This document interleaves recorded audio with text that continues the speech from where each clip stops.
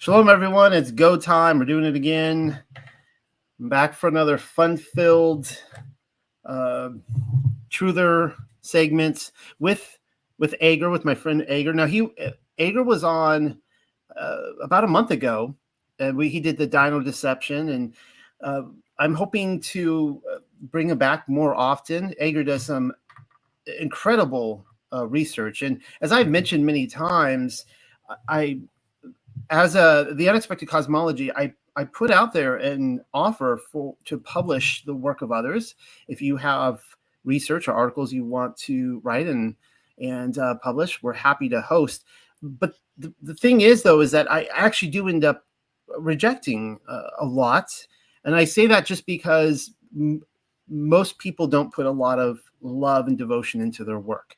And I guess if that were so, then probably everyone would be doing it. But I want to show you really quickly here. This is a new page on my website. It's on the top of the website. If you go to Archives and Resource Material, I have a contributing authors section. So you can see here, you could scroll down and see all the different authors we have.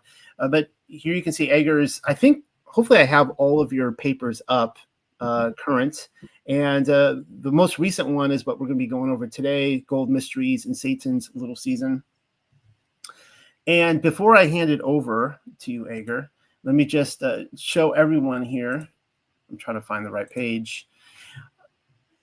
Just I ask that everyone who follows this channel just to prayerfully consider supporting this channel and this ministry as we go forward. It could be as little as $5 a month, 15, 30, 50, 70, whatever your heart's desire is. And of course, the great thing with Patreon is that at the beginning of every month, we give coupons to everybody for the amount that you give to us. You get back to be able to spend in our store or to redeem in our store. And here's just a front page here, the front page of the store. And there's tons of books. I shouldn't say tons. There's dozens and dozens and dozens of books. We keep adding new books all the time. A lot of these books are mine, but they're different authors all throughout history, scriptural texts, all sorts of stuff. So go check it out. Here is our 2024 Tuck catalog. Yes, we do have a catalog. And you can go, there's our table of contents. You can check out all the different books we have, all the different categories. Anyways, good to have you here. And see if I can get a page there. There we go. Good to have you. Man, we were like just talking beforehand, and then we just hit the record button. It was like, oh, I guess we're going. So we were having a lovely conversation about the Millennial Kingdom beforehand. And so what are we talking about today, Edgar? Okay, so today I'm going to be covering the Gold Mysteries and Satan's Little Season. I'm really excited to present this to you guys. And thanks for having me, Noel. I really appreciate it. If it's okay, I just want to take a moment and pray before we start. Absolutely. Abba, Father, thank you that I can just bring this before you. And Father, I just pray that, that if this seed is from you, that it will be sown in good soil. And Abba, that whatever is true and right, Abba, that would germinate and bring in a very fruitful harvest. And Abba, I just pray that you would lead us and help me and my brother here to really just convey a message of truth, and whatever light we have, that we can share that light, Abba. And Father, I also make myself open to be taught. I don't know everything, and the more I seek, the less I actually realize I know. And Abba, I just pray that you also teach me through this, in the name of Yeshua. Amen.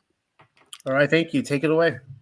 Okay, no, I'm not sure. I think I do press this present button, right? Then I say share screen. Yeah, and then I have to bring it up when I see it. Okay, you should be able to see it now.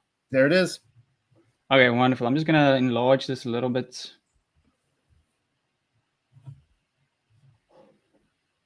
Okay, cool. Okay, as a South African, gold is a pretty big subject in our country. Like I remember we used to visit a place called Gold Reef City. It's close to the Witwatersrand, and if you know your history, the Witwatersrand is I think it's the biggest gold dig in the world. So we used to visit Gold Reef City quite often, and I think I was just too young to really realize the significance of the history they're telling in those visits to Gold Reef City. And they actually gave you the opportunity to pick up a gold bar. So they would have a gold bar and challenge anyone that can pick it up with two fingers. You can take that gold bar home. But it was so heavy, nobody could really do it. Okay, even though gold deposits have been deteriorating over the years of mining, it is still one of South Africa's largest exports. I really love history and more specifically South African history. As I went over the facts, I could not help but compare the gold rushes to the time frame of the potential release of Hasatan. I was not prepared for what I was about to find. This probably has to be one of the weirdest investigations I've done thus far. So I'm just going to zoom out for a second. I had a bit of a timeline drawn up here, just to tell you guys the timeline I'm working with today. So in 536, I've got the worst year ever to be alive. So this is what historians are telling us is the worst year ever. And I think most of the TUC community agrees this is more or less when the Millennial Kingdom started, which ends up to be like 1536. And then in the 1700s, we see a lot of demonic activity, especially if we go to France. You see all this goddess worship. You see the Freemasons come to power in a very extreme way, the cult of reason, and also the Supreme Being festivals in France. And then in the 1790s, we see the French Revolution.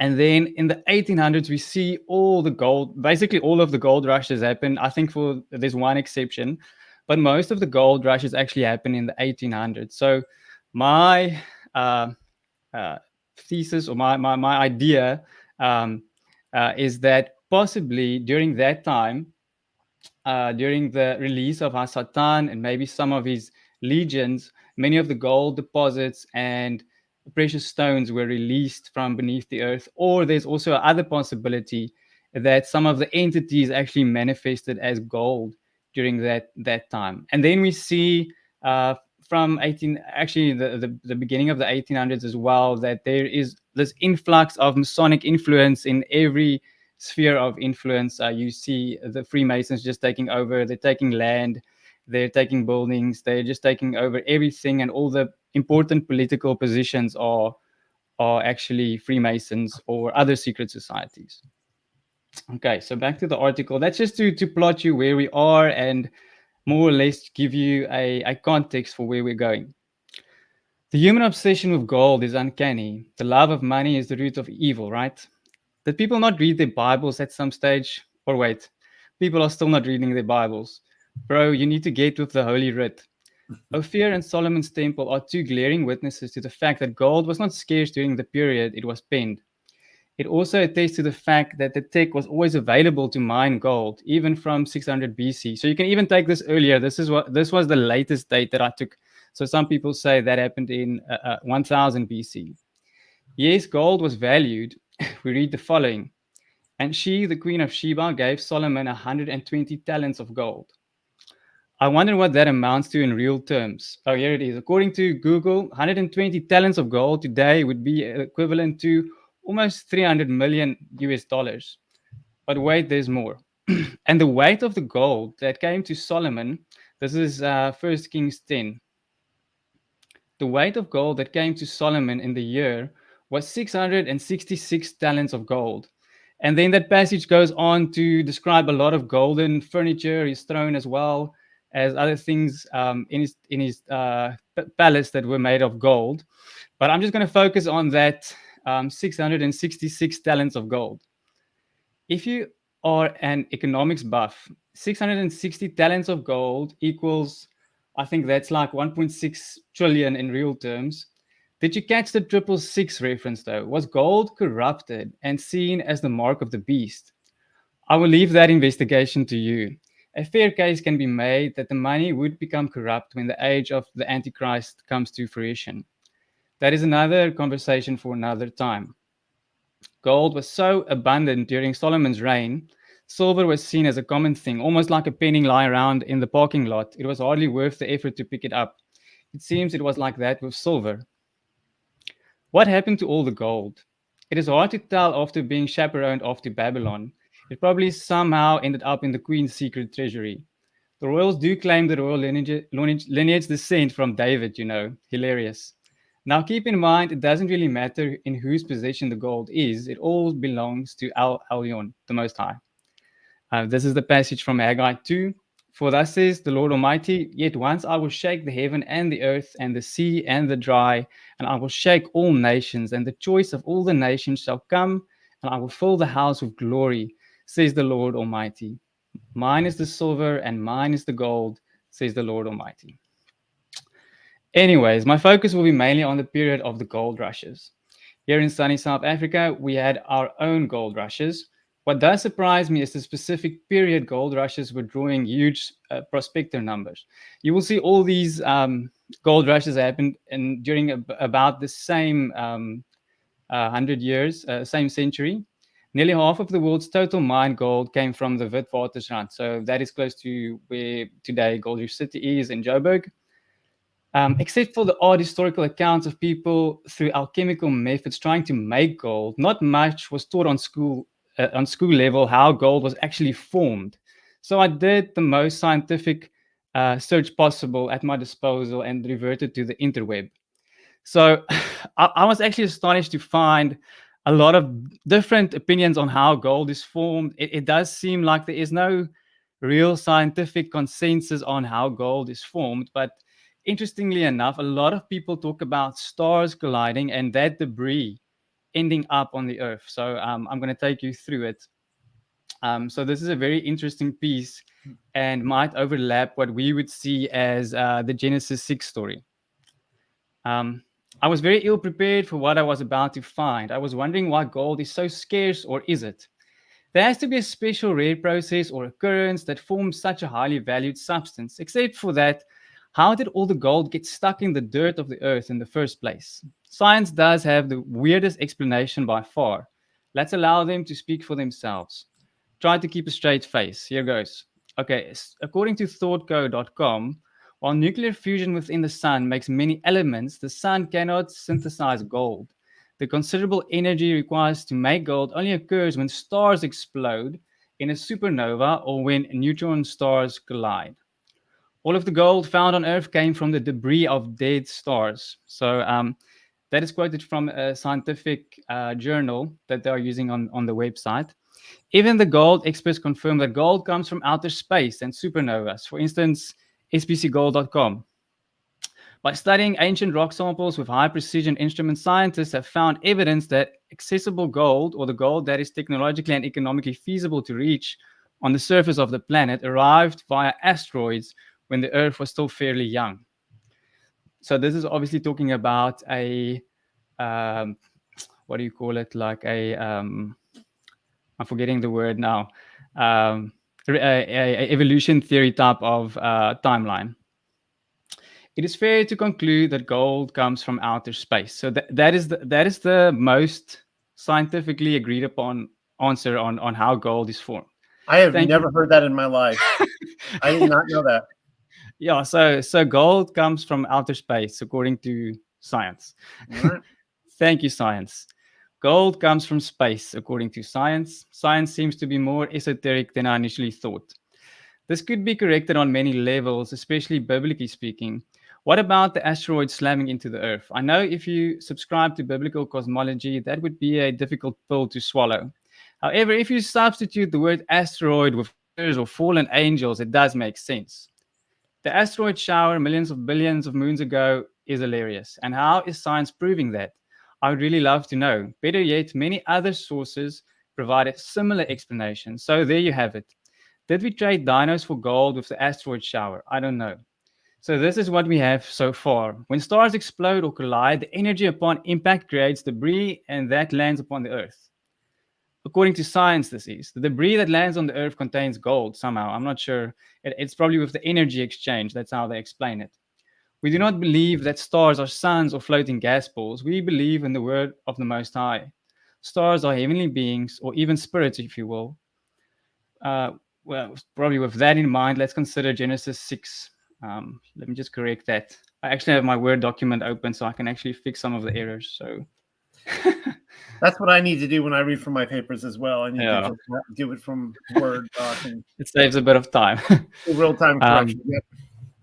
Okay, Genesis 6, this is from the LXX. The sons of God, having seen the daughters of men, that they were beautiful, took to themselves wives of all whom they chose. And the Lord God said, my spirit shall certainly not remain among these men forever, because they are flesh, but their days shall be 120 years. Now the giants were on the earth in those days, and after that were the sons of God, were wont to go into the daughters of men. They bore to them those who were giants of old, the men of renown. We all know that pretty well in these circles. And then a similar account in Enoch 6. And it came to pass when the children of men had multiplied that in those days were born unto them beautiful and comely daughters, and the angels, the children of heaven, saw and lusted after them, and said to one another, come, let us choose us wives from among the children and beget us, from among the men and beget us children. I'm not going to read that now. We do see celestial beings at war in the scripture every now and then, and I think that it might be very well what is reoccurring. Two examples that come to mind are the wars in heaven described in Revelation 12 or the Nuremberg aerial phenomenon in 1561. Okay, so this is except for the Enoch 6, Genesis 6 example. There are two other examples. The former we even verify and measure from various sources. What the science is telling us about the Star Wars, though, the literal stars at war, I'm not sure how that could be verified, unless you can send someone back in time a billion of years and the billions of galaxies away. Godspeed, my friend. Could the impact of fallen angels landing on the Earth have created a seismic event that burst with energy on a neutron level that gold could have formed as a product? Possibly. I'm not sure if watchers come in with smooth landings or crash into the crust of the Earth like meteors. Maybe a combination depending on how they were dispatched in the first place. Or could the battle have preceded Tohu Wabo? An epic battle of hosts could have ensued pre-Genesis 1-2. What if the impact and collision energies created the gold deposits? Just remember the stars, asteroids, or dying stars are referring to angelic entities, in my view. Then you are landing on the right track also. In Nuremberg illustrations, it does seem like some of the balls or entities crash to the Earth and create CO2 emissions that could grab Greta Thunberg's attention. So you can see when these balls actually land on the Earth, you can see something is fuming, a type of gas or smoke coming out of them when they actually land on the Earth. So I'm thinking maybe that type of energy could have created what maybe could be gold or other precious metals. Did you notice the sun is out during the depictions of the Star Wars in the Nuremberg episode? We will later make some connections, just remind me. However, thoughtco.com does go on to explain two other methods that gold can be formed or brought to the surface: earthquakes and alchemy.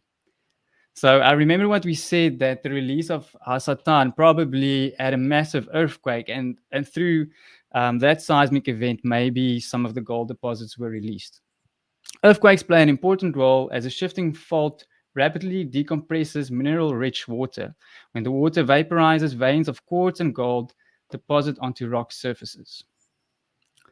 Japanese physicist Hantoro Naguaka first synthesized gold by bombarding Mercury with neutrons in 1924. Once transmuting mercury into gold is easiest, gold can be made from other elements, even lead. Soviet scientists accidentally turned the lead shielding of a nuclear reactor into gold in 1972, and Glenn Seaborg transmuted a trace of gold from lead in 1980. Did you catch the importance of earthquakes? That could be a tie into the mud floods and the following gold rushes we see in the 1800s. More of that a bit later. Except the hilarious luminous gas ball conclusions in space idea, the crashing star debris landing on Earth, the thoughtco.com explanation led me to the following alternative gold origin options. It was created, and the gold we have has always been here. So Yahuwah created the gold, and that's the gold we have. The blood of gigantic dead creatures turning into gold, the destruction of cities of gold, or alchemy or supernatural powers that are able to change elements. Okay, so we'll be going through those. Really quickly here. Just make sure Yes, you're no. reading like halfway down the page. Are you Oh, doing? okay. Yeah. I'm Just so trying my best. Okay. it's not covered by our pictures. Oh, okay. Okay. So I'm imagining our pictures up here. Yep. So we already covered the possibility of angelic beings landing and crashing or smashing into the earth, like your standard asteroid. But even before that, oh, I'm messing up this paper. Just give me a second. But even before that, depending on how your timeline is laid out, Yahuwah placed gold and precious stones within the land. This is Genesis 2 from the LXX. A river proceeded out of Eden to water the garden. Thence it divides itself into four heads. The name of the one, Pishon, this is which encircles the whole land of Evilat or Havilah, where there is gold. And the gold of that land is good. There is also carbuncle and emerald. So we can see that Yahuwah also created gold. And I think there's true gold or Yah's gold, and there's also a counterfeit, but we will get into that.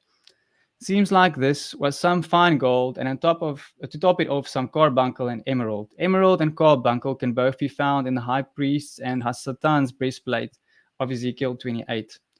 And this is Tobit 13. For Jerusalem shall be built up with sapphires and emeralds and precious stones, by walls and towers and battlements with pure gold. And the streets of Jerusalem shall be paved with beryl and carbuncle and the stones of Ophir. So that's actually referencing a place that is mentioned in Genesis as well. So it's just interesting for me that Yahuwah also uses these precious elements in the building of his heavenly Jerusalem. And there is also a mentioning of gold and precious stones when it comes to the fallen ones. So we'll get into that soon. Tobit's account lines up neatly with John the Revelator and Isaiah the prophet. It also makes me wonder if all the furnishings in the tabernacle were covered in gold, if some places on the earth were initially covered in gold. This is pure speculation on my part, but a hunch I think worth considering.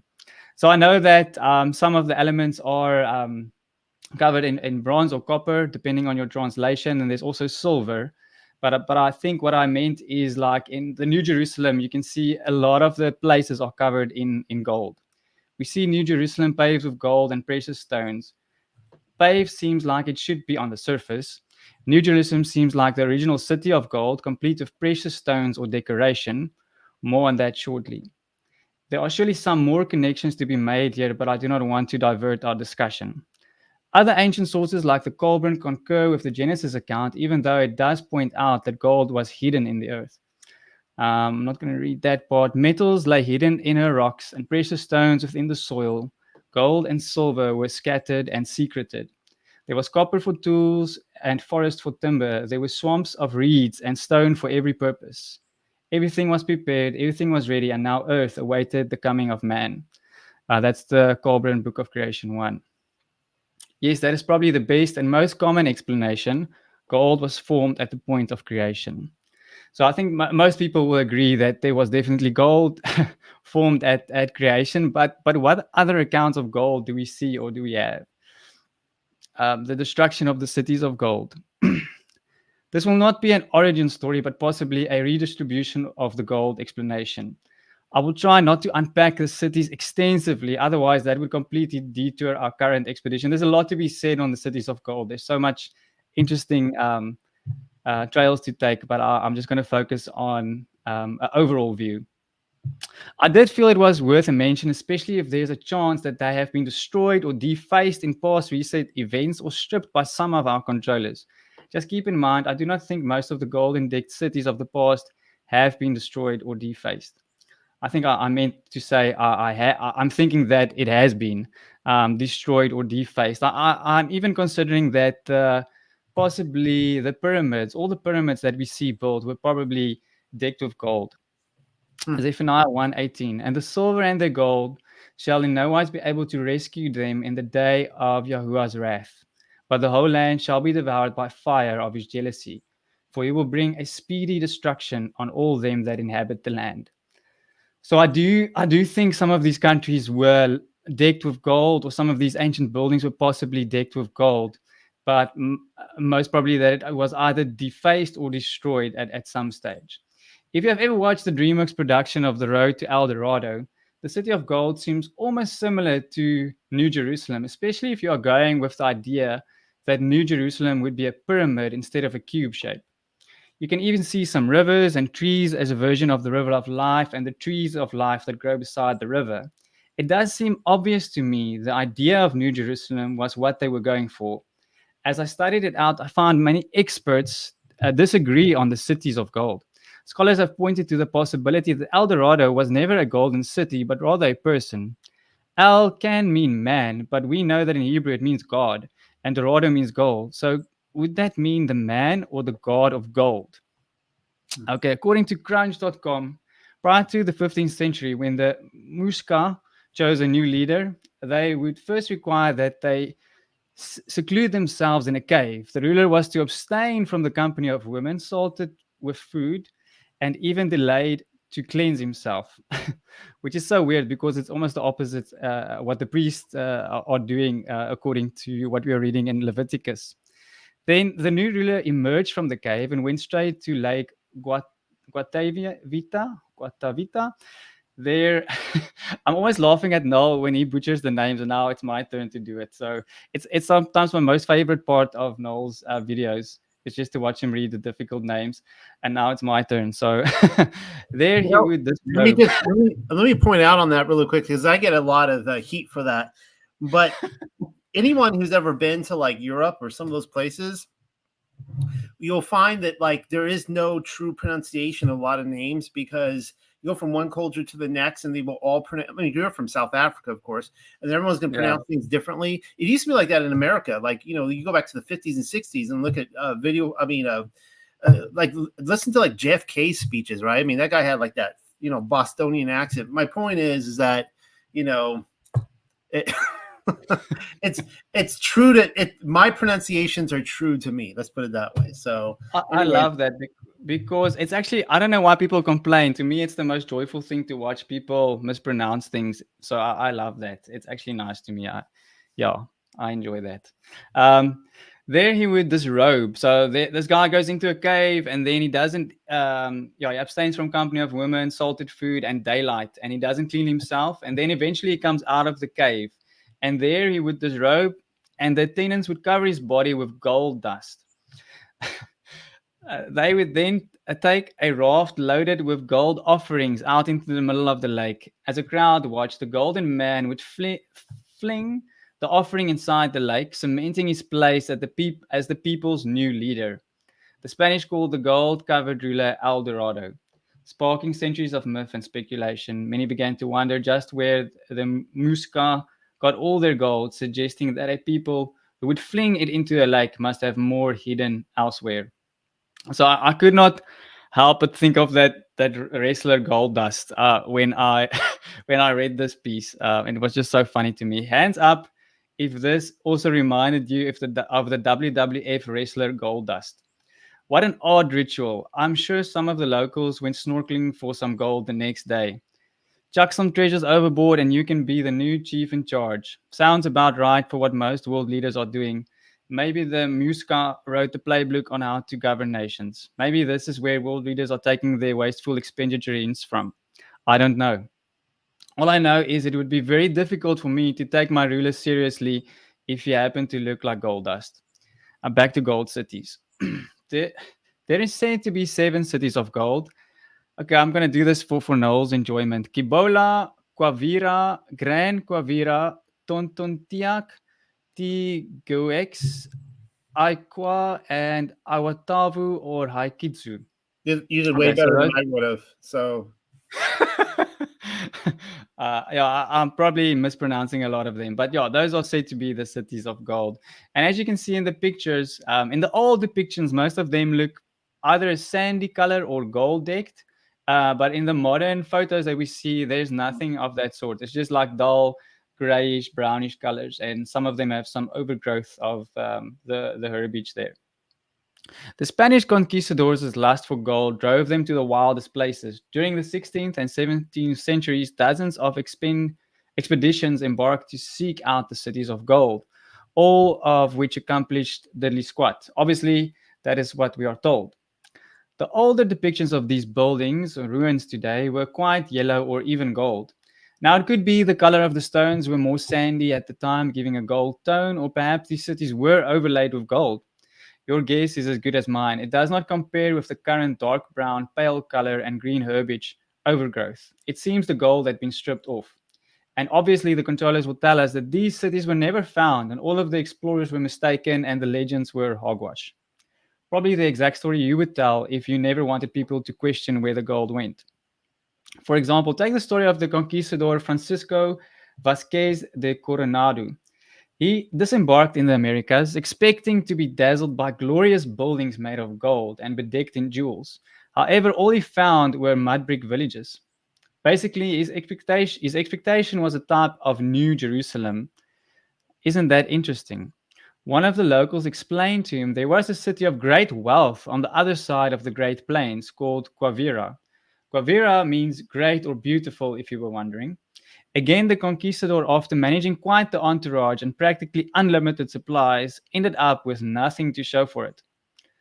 There are a number of stories similar to this. Many will tell us that this is referring to a place once found in New Mexico. However, I think these Great Plains, the local mentioned, would rather refer to something beyond the Antarctic. Or I'm also thinking maybe in the North Pole, I'm not sure.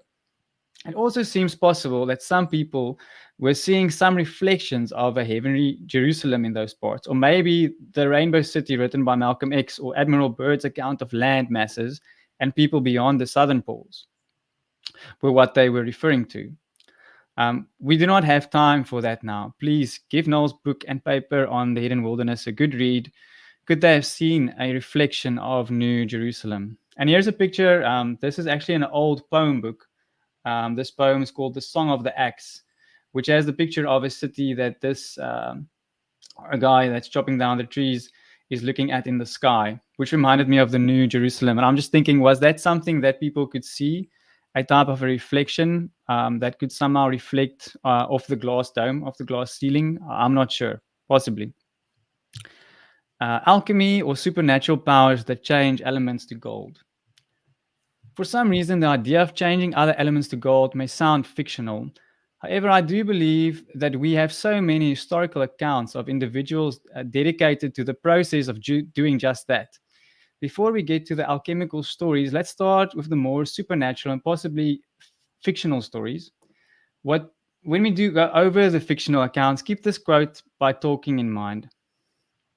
After all, I believe that legends and myths are largely made of truth, and indeed present aspects if that can only be received in this mode. And long ago, certain truths and modes of this kind were discovered and must always reappear. So this is from J.R.R. Tolkien, the letters of J.R.R. Tolkien. So what Tolkien is saying is many truths can only be conveyed in legends and myths. And I do understand what he's saying. And I think if I know Noel had the guys on from Bromology a couple of weeks ago, like the occult or Freemasons communicate a lot of truths by their hidden symbols and rituals. But I think the same is true for the Christian side.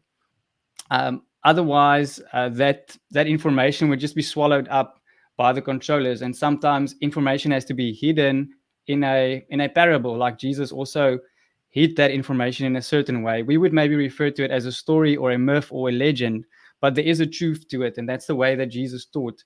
There's always some truth to these legends and myths, to keep the truth for those people that are willing to seek it out. One of the more famous cautionary tales include King Midas. King Midas was a ruler of a country of Phrygia in Asia Minor, and he was granted the ability to turn materials to gold. It was all fun and games until he turned his daughter into gold. Some variants of the story ends with King Midas bathing in water, and it causes the curse to lift. Midas was freed, and the gold powers came to an end, and the gold was embedded in the riverbed. Another age-old story is the one of Locus. The story of Locus overlaps with many other similar gods and combine elements of magic and healing and ancient wisdom. Among many other powers, Locus could change stones to gold. So this is the Colburn, Book of the Son of Fire. 7. So Locus stood before them, and lo, before their eyes he changed stones into gold, and a dog into an ass, and he drew wine and milk from an empty pitcher and caused a rod to become a snake. You can find a mixture here of biblical miracles as well, one that is not mentioned in the Bible, turning stones into gold. Even in the time of Yahusha, we can find sources of people occupying themselves with making gold with magical abilities like Simon Magus, or more commonly known as Simon the Sorcerer. In the following excerpt, Simon Magus is bragging about his magical ability. So actually cut half of it out because he was bragging like for almost like an entire page. So I didn't want to put anybody through that. So I cut half of it out. So this is from the Clementine recognitions.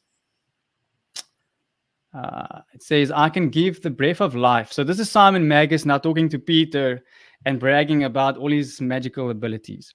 And Simon says, I can give the breath of life to images so that those who see them shall think that they are human beings, which is very interesting because we see the image of the beast do something similar. I can create new plants with life so they can bring forth shoots from the earth that can blossom in an hour. And if I will throw myself into the fire, I am not burnt. I can transform myself and appear to have faces of two different persons. I can become a sheep and appear as a goat, which is an interesting one to use. I can give a beard to an infant. I can fly through the air, and then I can exhibit gold, make kings, and I can stupefy them and be worshipped. I can be deemed worthy of praises by every person so that they will make an image of me in order to serve and worship me as a God. And whatever is sought out of the many things that I say, whatever I wish, I'm able to do. So, yeah, I hope you survived Simon's bragging spree. I cut the quote in half just so you know. It's quite the bragging spree. Let me just There jump was in here real quick because I find Sure thing. Simon Magus to be a fascinating character, and partly because we have second century references, at least two that I have found that affirm that there was actually a statue built in honor of Simon Magus in Rome, on the river there. And where's that statue today? That was like people writing in that century, second century, saying you can go to Rome and you could see the statue, and we would really like this taken down, because this guy was a horrible guy. And so, but my point is here is that where's the statue, right? Where's the history books to talk about the statue? And you have these books like Clementine, the Recognitions of Clement, and others like that, and they talk about all these things Simon Magus was able to do. And this is why I'm finding him so fascinating. I think he was a part of the scrubbing of history, that we actually have documentation of him, but he was actually a force to be reckoned with. And I almost think that if there was more historical evidence or proof of Simon Magus, it would kind of reshape our understanding of a lot of the New Testament of things were going on. Anyways, proceed. No, you're 100% correct. No, I agree with you. I mean, in Acts 8, we only see like a brief mention of him and where he's trying to buy the Holy Spirit, right? So he can have the same powers as some of the disciples or apostles. And we only get that little bit of him. But if we read these extra, I think you read the gospel, was it the Acts of Peter, right? Yeah. Where it also talks about Simon Magus. And I mean, the Clementine homilies and the recognitions of Clement, they're filled with stories of Simon Magus. And I think that just creates so much more context just to understand what Peter and the other apostles were actually up against. Because we kind of miss the weight of that situation if we just read Acts 8. We don't actually see it for what it really is. But yeah, I'm going to continue. I hope you survived Simon's bragging spree. I cut the quote in half just so you know. There was a whole lot more bragging proceeding at our starting point. I have to admit, it's difficult to listen to someone blowing their own horn like this. It does seem that it was a common practice among the sorcerers or cult leaders, turning other materials to gold. We see this practice being more scientific with what we today know as alchemy. That should have been in brackets. I'm not sure where the overlapping or the superseding of the natural and the supernatural takes place. It is suspicious that during the Middle Ages, the alchemists were more often than not, involved in sorcery. In Gold, an historical introduction, the author Fatih Habashi has the following to say on the subject of alchemy. To the medieval alchemists, gold has been regarded as a metal of perfection. They identified it with the sun by the virtue of its bright yellow color, and it was given the symbol of a circle with a dot in the center. Gold was a precious that from the earliest times man has left no stone unturned in searching for it in nature. It is not surprising, therefore, that humans should have sought to convert other metals into gold. The agent for transmuting metals into gold was known as the Philosopher's Stone. In addition to its transmutatory power, I'm not sure if that's even a word, the stone was believed to have the properties of a universal medicine for longevity and immortality. Immortality, sorry. Not immorality, immortality. Alchemical principles have also found their way into modern psychological ideas, notably by the Swiss psychiatrist Carl Jung. I think you actually spoke about Carl Jung in a previous video somewhere. Also, just last night, you probably didn't have time to watch that yet, but yeah, last night I talked about Carl Jung as well in my Feminine Divine video. Oh, wow, yeah, he's an interesting fellow. There's definitely more to be said on him. A very common symbol for alchemy was the green lion chowing down on the sun. In texts such as the Rosary of the Philosophers, you can find the green lion and the sun. There are many different avenues we can take with the green lion and the sun, however.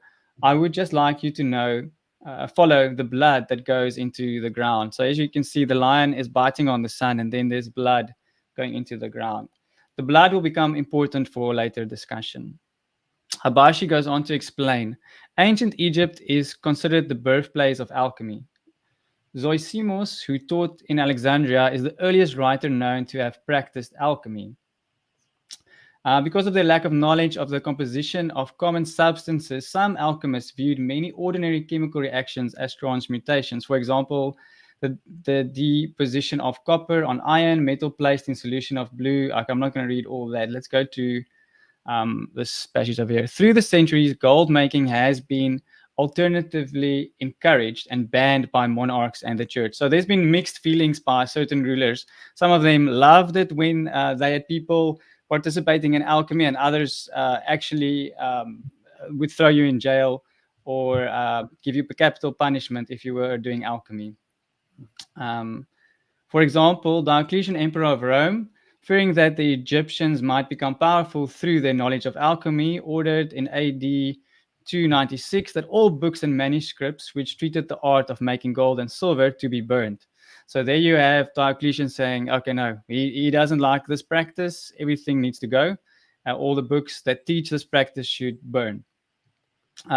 Consequently, only very few Egyptian alchemical works have been preserved. During medieval times, European kings and princes supported alchemists at their courts, hoping to acquire wealth through their work. That's sorry to interrupt, but that's I never read that quote before. That's really fascinating because talking about the South American pyramids and such, that which the oldest illustrations show them kind of goldish, right, as you say, and it's gone, right? It's stripped, and so we have all this talk of looking for these cities of gold, and of course there are no cities of gold. And it's the same thing with alchemy, right? Alchemy doesn't work, right? No one's able to convert anything to gold, right? And yet we have a reference like that where they're actually burning and destroying books that are apparently leading people towards success in alchemy. So that's really interesting. Yeah, definitely very interesting. Yeah, why would they burn the books if there's no success? That doesn't make sense. So no one can serve two masters, right? The kings and royals all have their alchemists in their courts. I know we are told alchemy was mostly unsuccessful, but I'm not so sure about that. I do understand that is what the puppet masters would have us believe. I would explain how some rulers obtained their wealth almost overnight. So in history, you can actually see some rulers becoming rich overnight. Our reserve banks are not far off from alchemists. They even went one step further, printing money out of thin air. I'm not sure if that is better or worse than alchemists of old. What I do know is that reckless money printing practices devalue the monetary value of fiat currencies. It is just a question of time before it becomes worthless. And except for this, I know in South Africa, I'm not sure if it's similar in America like you. Unfortunately, you see this in the church now as well. But sangomas, or people would know them as witch doctors, they would make money appear in your purse or in your wallet, and they have that ability. But it's a supernatural thing. But unfortunately, some of the churches actually have adopted that practice where you can call the pastor and ask him to pray for money to appear in your wallet. So there is something demonic about that. Except for the ancient alchemical arts and supernatural powers able to turn any matter to gold, there is another similar possibility: particle accelerators. According to researchers at Weizmann Institute of Science, technological developments and invention of particle accelerators have given humanity the ability to conduct artificial transmutation for the first time. The age old vision of alchemists was revived in the 1940s when researchers used this method to make gold atoms from mercury, whose atoms have one more proton than those of gold. And similarly, in 1980, other researchers have made gold from bismuth, I'm not sure if I'm pronouncing that correct, which has four more protons than gold. There's also the question of cost. Using a particle accelerator in the 1980s cost Frederick Soddy, a well known English radiochemist in the early 20th century, estimated that artificial production of gold would not be practical. If man ever achieved this further control over nature, it is quite certain that the last thing he would want to do is to turn lead or mercury into gold for the sake of gold. In other words, transmutation into gold is a process that is not worth the investment. And with that, existing technologies today does not provide a return on the investment. Meanwhile, let us manage with the resources nature's offer, at least until future technologies will allow otherwise. So what this guy is saying is that the the investment for a particle accelerator, it's not worth it for them to actually make gold using a particle accelerator. But what if that was not your main goal? Like, for instance, CERN. Um, it is really not worth the investment, though. Isn't it funny how the university says, if a man ever achieves this further control over nature, it is quite certain the last thing he would want to do is turn lead or mercury into gold. Really, the last thing.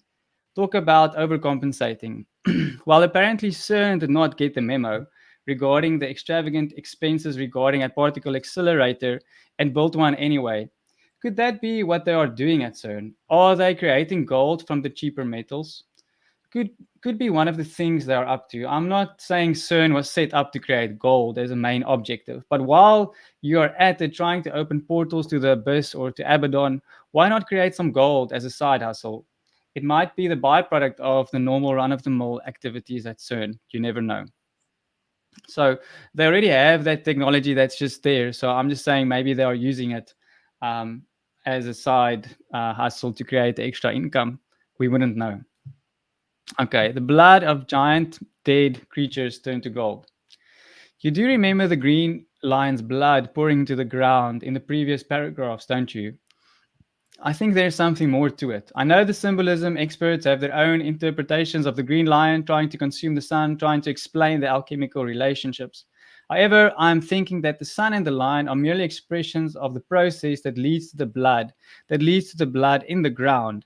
I cannot 100% back the theory, but I do find it interesting that the Torah tells us on many occasions that blood needs to go back into the ground. Okay, I didn't actually put that scripture in there. I'm supposed to add a scripture there, but yeah, the Torah actually tells us that when an animal dies or a human, that blood or body has to go into the ground. I'm not saying wherever blood flowed into the ground you will find gold. However, I do think it might be part of revitalizing the ground. Blood contains many nutrients that are useful for the ground to be remineralized. That is why blood meal, mainly cow's blood, is used for fertilization of soil. Which brings me to my next point. What would happen if we have mass quantities of blood in the soil in the same vicinity? Well, according to the various sources such as medicovergenics.com, an adult human body contains approximately 5 liters of blood, which contains different metals such as iron, chromium, zinc, as well as about 0.2 milligrams of gold. Have you ever wondered why they call it a vein of gold? Now, I do get that it does not sound like much when you compare that to the average human body. However, what if it were giant bodies and masses thereof? Could mass graves of giants and large creatures not have created gold deposits during Noah's flood, as well as smaller flood events? Roger Spur, I love Roger's work at Mudfuzzle University. So shout out to Roger from Mudfuzzle University, has been researching the biomass of the Earth for many years. He has proven many of the mountains, rock formations, and so forth to be once living beings. Among other treasures in Roger's collection are gigantic thumbs and toes, as well as dragon scales. It was also Roger that brought it to my attention that gold forms in the lowest parts of decaying being's body. The blood flows to the lowest parts, and over time, the decomposition process and chemical process somehow form small gold deposits. It also has to do with the transference of energy, and the dramatic changes of energy levels creates a neutron reaction strong enough to transform blood to gold. That was a bit wordy, but yeah, that whole process of decomposition creates gold. For the details of the process, please pop Roger an email, but that is how I understand the explanation. If you would compare the blood flow in the foot and how it would connect around the ankles, you would find striking similarities with the ram's horn gold on display. So here is a graph of how your blood, your veins connect in your ankle. And there's just a close up. And then we have these, what we call ram's horns gold, that's on display, which is very similar to how that part of the body actually connects. So this is obviously when a tendon or not a tendon, when a vein is torn. So you can see that it like sort of curls up at the ends. And those are not the only parts of the body that can hold gold reserves, according to Roger. Gold can be seen in others as well. Roger explains how tendon balls are filled with gold. According to Roger's research, when the tendon bags fell flat, they become filled with gold. Nucleophilic substitution takes place. Here are some of the body parts he has documented that can substitute blood with gold, including tendon balls. There you can see some pictures of the tendon balls and how they form. Fascia, membranes over there. You can see the membranes there. And the interstitial highway. So he's got all these body parts that through the decomposition process, they form gold. I would go even further than Roger. Have you ever considered that there are heavenly or supernatural beings that might be filled with gold? We all know from preceding verses that the Prince of Tyre gathers gold and silver in his treasuries. But what about these verses? So this is Ezekiel 28, the LXX. This is talking about the Prince of Tyre. Thou wast in the delight of the paradise of God. Thou hast bound upon thee every precious stone, the sardis, the topaz, the emerald, the carbuncle, and sapphire, and jasper, and silver, and gold, ligure, and agate, amethyst, and chrysolite, and beryl, and onyx. And thou hast filled thy treasures and thy stores in thee with gold. We see that precious stones are bound upon him. The phrase, and thou hast filled thy treasures and thy stores in thee with gold, makes it sound if being mentioned here was able to store gold within himself. I could be reading this wrong. What if he was not the only one that could treasure gold within? With that we have uncovered so far, I would not put it beyond our scope that some entities had stores of gold within themselves. Now, it could obviously also mean within the entire region, but how does that reconcile with the breastplate imagery that is upon him? So we see that the verse talks about the breastplate on him, but then that these gold and other precious stones are in him. So I'm thinking maybe this is an entity that physically is made out of gold. That would sure explain a lot of the gold discoveries post Noah's flood and the rest of the biblical timeline. How about the gold rushes of the 1800s, though? Okay, so now we're going to get into the gold rushes. And the most interesting thing about the gold rushes, that all takes place within, except for the Brazilian one, which is quite extended over almost 300 years. The rest of them all take place in the same century. I wanted to title this section The Age of Greed, but I think the gold rushes will be able to encapsulate what I was going for in this section. In the Clementine homilies, we do see a slightly different version of the temptations of Yeshua in the desert with Hasatan. Here we see Hasatan claim dominion over gold and silver as well. So this is the Clementine homily 821. For once the king of the present time, Hasatan, came to our King of righteousness, using no violence, for there was not in his power, but inducing and persuading, because the being persuaded lies in the power of everyone. Approaching him, therefore, as being king of things present, he said to the king of things future, so that's Yeshua, all the kingdoms of the present world are subject to me. So Satan saying all the kingdoms belong to him. And you see a similar account in the Gospels. Also, this is added, also the gold and the silver and all the luxury of this world are under my power. So that is interesting because we just read in Haggai that Yahuwah says that the silver and gold is mine. And then here we see Hasatan claiming, no, but the silver and gold is under my power. So it could be one of those things that's granted to him for a time. Hasatan claims, along with the kingdom, silver and gold have been given over to him. If you are reading this, you're probably on board with the release of Hasatan happening somewhere between 1500s and the 1800s, when Hasatan is released and it causes a mud flood and death on the surface of the earth to those individuals not being I'm not sure what I tried to write there, but I think it's about the individuals decaying in the earth. A miniature Noah's flood, if you will, all over again, with all the energy of the soil, with the mixture of blood and limbs. So when did the gold rushes happen? Take a look below.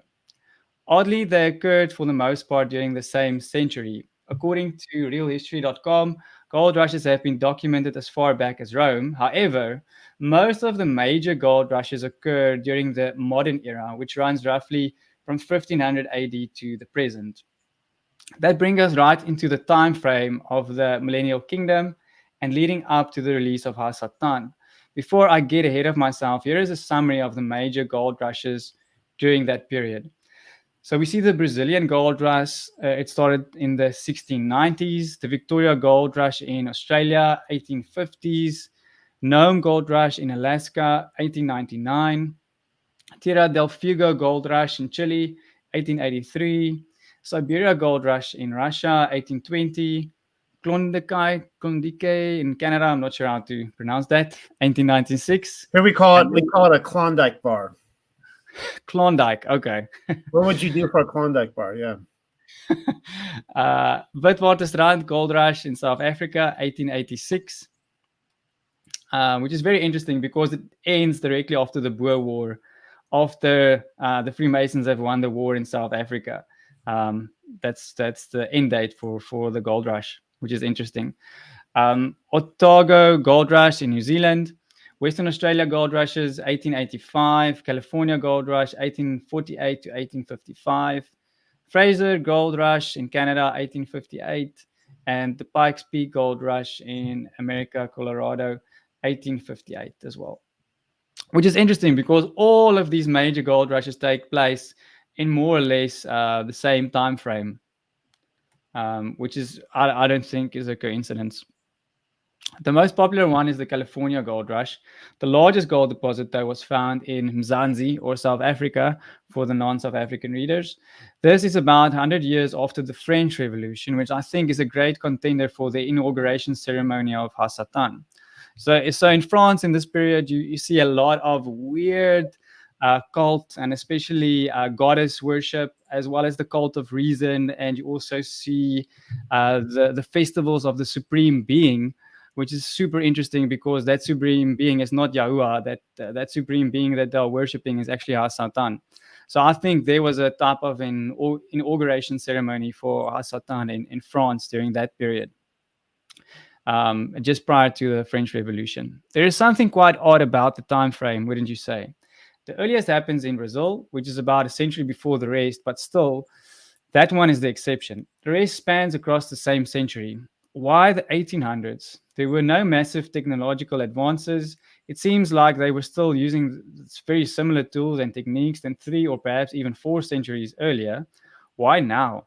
How does science or archaeology or history explain the amount of gold rushes virtually within the same century? It does not, because I think the answer is rather in scripture. When the 1,000 years are completed, Satan will be released from his prison and will come out to deceive the nations which are in the 4 corners of the earth, Gog and Magog, to gather them together for the war. The number of them is like the sand of the seashore, and they came up on the broad plain of the earth and surrounded the camp of the saints and the beloved city, and fire came down from heaven and devoured them. Revelation 20, verses 7 to 9. So all I'm saying is here, probably when the release of Hasatan happened, and there was a seismic event that probably made it able for some of the gold deposits or some of the precious stones. You also see a lot of diamond rushes as well in this period. Lots of the precious stones to be released. The gold rushes also happen to be after the Nuremberg cosmic event. I'm thinking that the lust for gold and the pursuit of the rebellion leader could have marked the end of the millennial kingdom. We will see how that spirit of gold lust was released in France and spread throughout the entire plane of the earth. Okay, so here's a quote from Roger Mousson, A Critical History of British Earthquakes. The first traceable catalogue of earthquakes published in Britain is that of Fleming, 1580. On April the 6th, 1850, a large earthquake occurred with the epicenter in Dover Straits, which caused a considerable damage in England, France, and the Low Countries, and a few deaths. It was strongly felt in London, where 2 children were killed by falling stones. Such was the impact of the event in the English capital that a number of pamphlets were crushed to the press, describing the earthquake and generally exhorting people to reform their ways, given this warning of God's displeasure. So even that time, they saw those earthquakes as a type of a judgment event. And here is a list of some of the earthquakes in the England region or across England that I took a snapshot of there. Remember the importance of earthquakes to expose gold deposits. I'm 100% sure the event of Hasatan coming up from the abyss should have shaken things up close to a 10 on the Richter scale.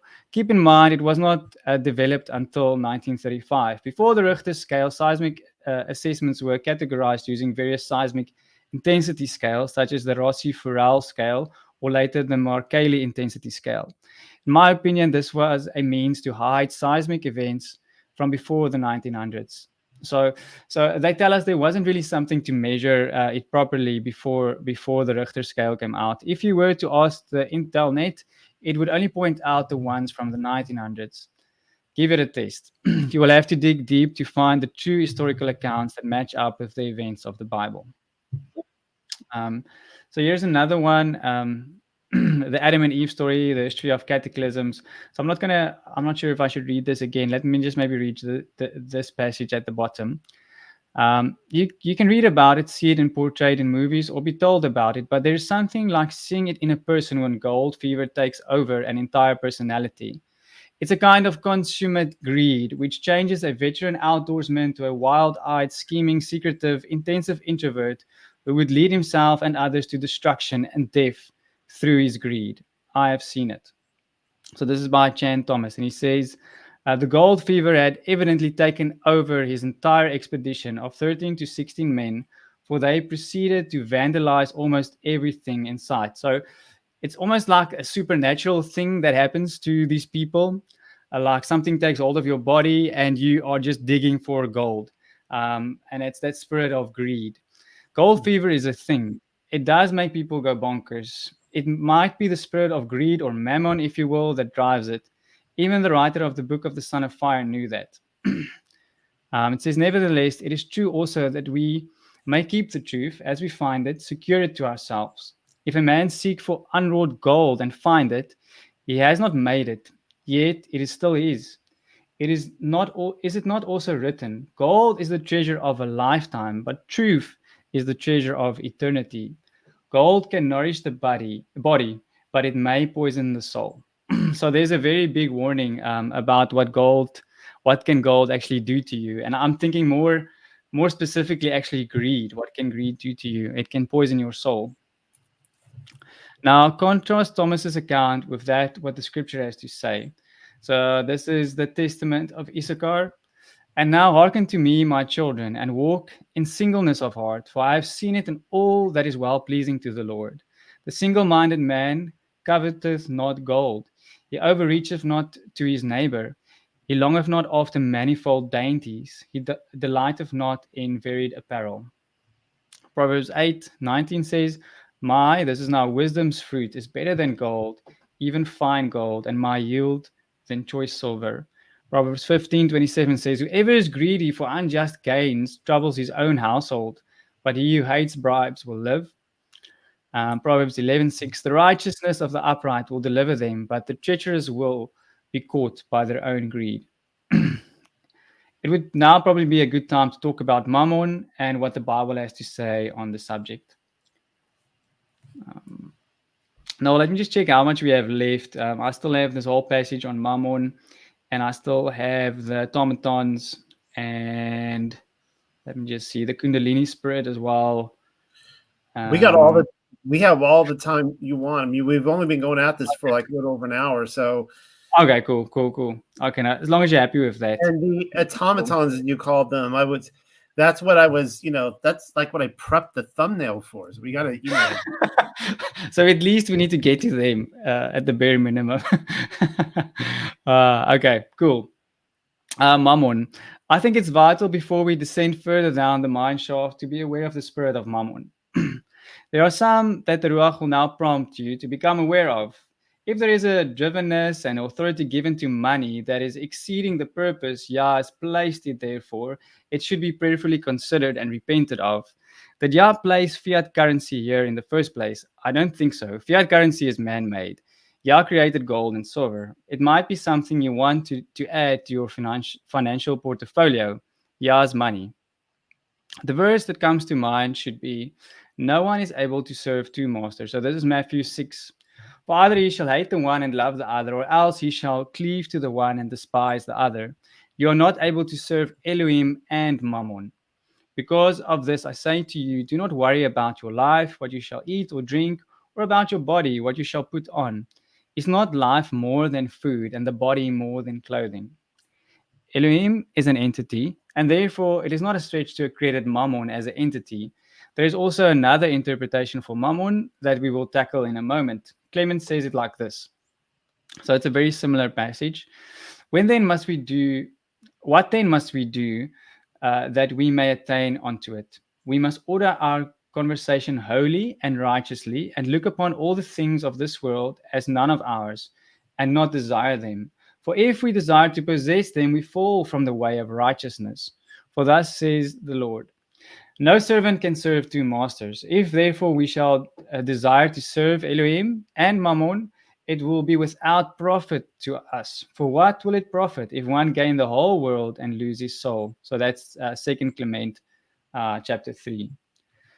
Then the book of the Nazarene gives a slightly different rendition. It says, hoard no earthly treasures, which can be destroyed by moths and decay and may be stolen by thieves. It is far better to establish a storehouse in heaven, for there you can accumulate treasures beyond reach of these things. A man's heart is never far from the place where he establishes his credit. Providing you view everything optimistically, maintaining a cheerful and confident outlook, you will radiate assurance. If you do not, you will shed despondency and gloom wherever you go. No man has ever succeeded in serving two masters, for his loyalties must lie with one or the other. Either can a man have two prime objectives. So neither can a man have two prime objectives. He must aim for an earthly goal or a spiritual one. Um, the book of the Nazarene contrasts earthly pursuits with spiritual ones. I'm not sure if I'm 100% agreement, although I do see the point that the writer is trying to bring home. We can be consumed with earthly pursuits at the cost of spiritual and eternal well-being. Yahusha does give similar warnings throughout the gospel accounts. Other more secular accounts describe Mammon as one of the seven evil princes. According to godsandemons.fandom.com, Mammon, also known as Mayun and the Prince of Greed, is one of the seven princes of being the demon who personifies and represents greed, as well as avarice, wealth, abundance, prosperity, wealth, injustice, sometimes interpreted as a deity. It goes on to explain Mammon is able to turn human beings into gold statues with a glance or touch as a second ability. If a being who touches the petrified one petrifies into gold statue instantly. Mammon is capable of firing a blast of energy from his hands and mouth that can make a human or sorcerer and witch a statue of gold or make it completely diamond or platinum by killing the opponent. Okay, so this is just from a website that I drew this from. I couldn't find really anything very solid on Mammon and what Mammon represents. So this is the best information I could really find. There is a second explanation. We'll get into that now. Though I do not place much weight on this explanation, it does tie into the fallen angels energy theory that we discussed earlier. So we can see how that sort of correlates with the stars that we see as heavenly beings theory that we covered in the intro. They could possibly have wielded some turning people into gold powers that made me wonder if fallen entities can themselves manifest as gold. Here is something interesting for you. We find Asatan joining the party when Aaron casts the golden calf, while in the Targum, it seems as though it just pops out of the fire. So here's Exodus 32, the Jonathan Targum. And I, this is Aaron, said to them, whoever has gold, let him deliver and give it to me, and I cast it into the fire. And Satana entered into it, and there came out of it the similitude of this calf. And Moshe saw that the people were naked, for they had been stripped by the hand of Aaron of their holy crown, which was upon their head, inscribed and beautified with the great and glorious name, and that their evil report would go forth among the nations of the earth, and they would get to them an evil name unto their generations. Asatan and probably his goonies are able to enter gold. Let that sink in. I wonder if that is the reason it needed to be refined through fire. To make it even worse, according to the Exodus Targum, it seems like the golden crowns of the people, the royal holy priesthood, were stripped for calf making purposes. Talk about throwing away your authority into the water, or fire in this case, and spoiling a perfectly good relationship with Yah. It is evident and applicable warning for us today, just like Adam and Eva. Even today, some of the most, oh shucks, let me just scroll a little bit up there. Even today, some of the most popular pieces of jewelry, if you were to go on a Jewish jewelry site, would be the Hamsa. That's the open hand with the all-seeing eye in the middle. And the Star of David, everybody knows what that looks like. So Enoch 8, verse 1 says, and Azazel taught men to make swords and knives and shields and breastplate, and made known to them the metals of the earth and the art of working them, and bracelets and ornaments, and the use of antimony and beautifying of the eyelids, and all kinds of costly stones and all coloring tinctures. So I'm talking specifically about he made known to them the metals of the earth and the art of working them, and bracelets and ornaments. And amulets is quite a big thing in Kabbalah, and they use it to ward off evil spirits. Oh, yes, I actually jumped in front of myself now. Kabbalistic teachings dig the Star of David and Hamsa. They love those two symbols.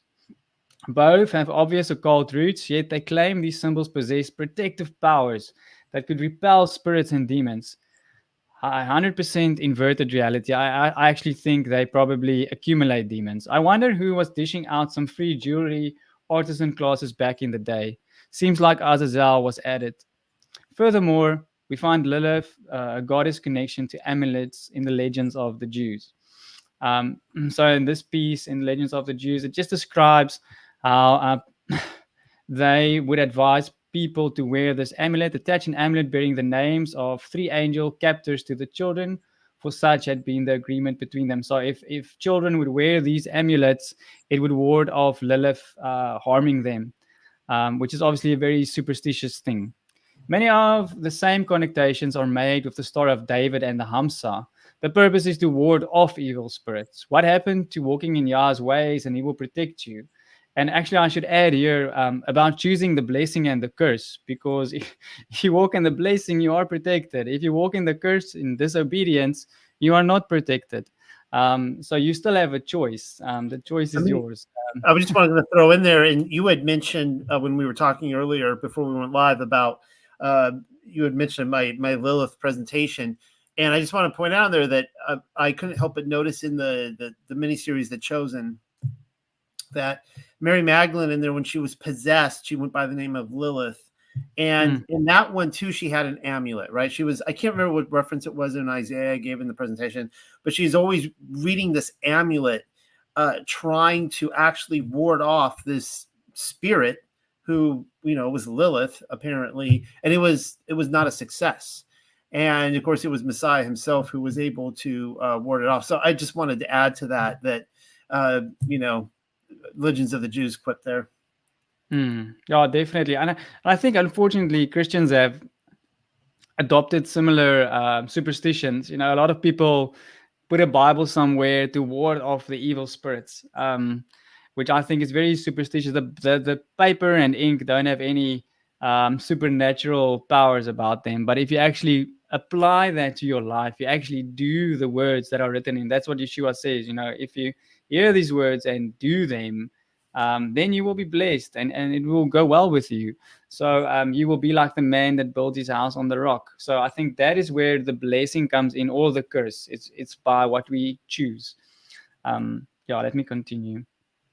Seems like Psalm 91 would be a much better call than the all-seeing eye, don't you? Except for mammon being an entity, mammon can also refer to a dishonest means of gaining wealth. So if you read throughout the Targum or even the extra biblical books, it never refers to mammon as a specific entity, but it actually refers to mammon as wealth that was gained in a dishonest fashion. So this is Exodus 18:21, Jonathan Targum. But thou should have elected from all the people men of ability who fear the Lord, upright men who hate to receive the mammon of dishonesty. Genesis 37, Jonathan Targum says, and Judah said to his brethren, what profit of mammon should we have if we killed our brother and covered his blood? So that is when they are selling off Joseph to the slave traders. So he sees that mammon, that money as mammon money. So it's money that is gained through unjust ways. And then Siraj, blessed is the man that has been found perfect and that has not gone aside after mammon, so unjust gains again. If I read these three passages correctly, it seems to me that mammon is the wealth that is gained through dishonest means, often preceded by innocent bloodshed. Is that what Yahusha meant? And is that how the entity of mammon is worshipped or embodied? I cannot say for certain. Trusting in wealth makes us servants of wealth. We, as his people, need to be trusting in Yah. Yes, we do need money to get by. Your landlord will probably not accept I am trusting in Yah as a good explanation if you cannot pay the rent come a month's end. I get that. However, when our possessions possess you, it is a problem. I'm also starting to think it is probably one of the reasons Yahusha didn't have a house. He would probably have to be doing maintenance over weekends, and that would not have gelled well with his ministry. Yeah, like a house is like having a baby because there's always something breaking, something that needs to be painted, something that needs to be cleaned, or whatever. A house is almost a full time job. Either way, if you consider mammon as an entity or a dishonest means of gaining wealth, there is a great test. If gold was placed here by Elohim, or if it was the power of fallen Elohim like mammon that turns things to gold, or just the decaying remains of previous civilizations, I'm convinced the gold rushes were a test. Likewise, we see a similar scenario with manna in the wilderness to Yasharal. After the end of the millennial kingdom and the mud floods, gold resurfaced around the world, more or less at the same time. Humanity stood before a test of selfishness and greed versus selflessness and generosity. A sticky test indeed that was failed by most. I should actually say by all. I think there wasn't someone that passed that test. A test when most of the resources were filtered to the most greedy of global controllers. Then we're going to get into automatons and the image of the beast. So I can actually, there's a whole section I should actually add to this that came to me today about Nero's statue. So I just did a brief, just briefly touched on it. I could actually expand a lot more. Don't you just hate that? It happens to me all the time when I'm getting ready to do a presentation, and then like this something comes to me. I'm like, oh man, Yeah. That happens a lot, yeah. Or when you dig up an old paper, or you heard somebody say something, or you got the reference somewhere, and you're like, okay, so I need to add this to my paper. That excites you again, and then you end up writing like 3 pages on that thing. Yeah, that happens. Automations and the image of the beast. Historically speaking, there can be a solid case made for the demonic possession of gold automatons. Automatons were to be found in the temples of ancient Greece. We can also find accounts in India written in Sanskrit about these automatons. Most of it was used in the worship or to serve pagan Elohim. Let me fix that. Greek or other pagan temples. Either way, There are probably plenty of demons to work with running around in these pagan temples. Historically, there are three golden automatons that come to mind. Okay, that is actually Talos. That was actually a bronze one, but this picture here is depicting the golden maidens. The golden maidens of Hephaestus. Hephaestus crafted beautiful golden maidens to act as his own attendants. Hephaestus produced golden walking statues which resembled young living women to serve him. They had their own voices, strength, and helped him to walk. So that account comes from Homer's Iliad. Hephaestus left his bellows, took up a heavy stick in his hand, and went to the doorway limping. And in support of their master, moved his attendants.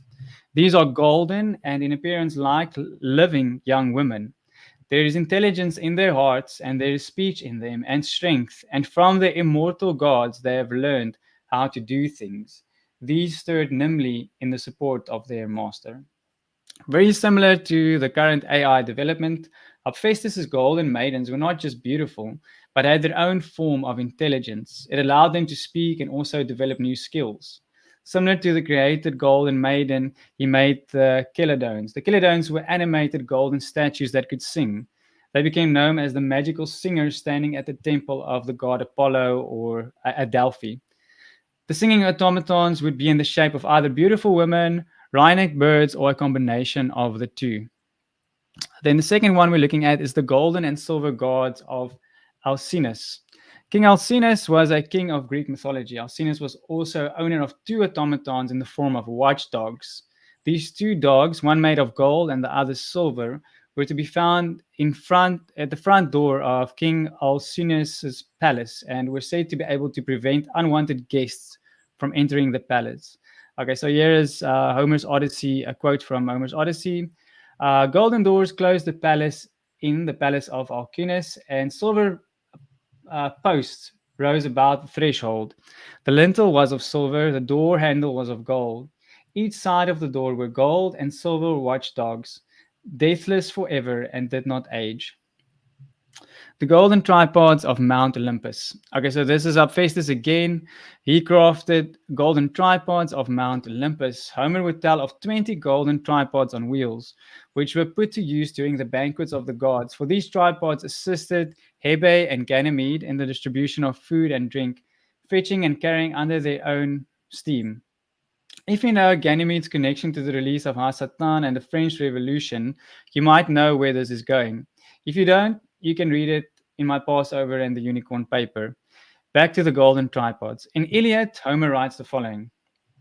Hephaestus was sweating as he turned here and there to his bellows busily, since he was working on 20 tripods, which were to stand against the wall of his strong founded dwelling. He had set golden wheels underneath the base of each of them, so that of their own motion they could wheel into the immortal gathering and return to his house. So it's almost like that return to home function that you have on a drone or a robot. I wondered to look at. These were so far finished, but the elaborate ear handles were not yet on. He was forging these and beating the chains out. So way before Elon Musk's Teslas and other AI jazz, Hephaestus had it figured out. That is what you call a room service of the Olympian gods. These wheeled tripods would wheel themselves in and out of the dining halls of the gods as they were required. Hephaestus was said to have built the gigantic bronze man Talos. So I had a picture of Talos there at the beginning. It was this image that made me think of the image of the beast that was given life in Revelation. So this is Revelation 13 in the NASB 1995.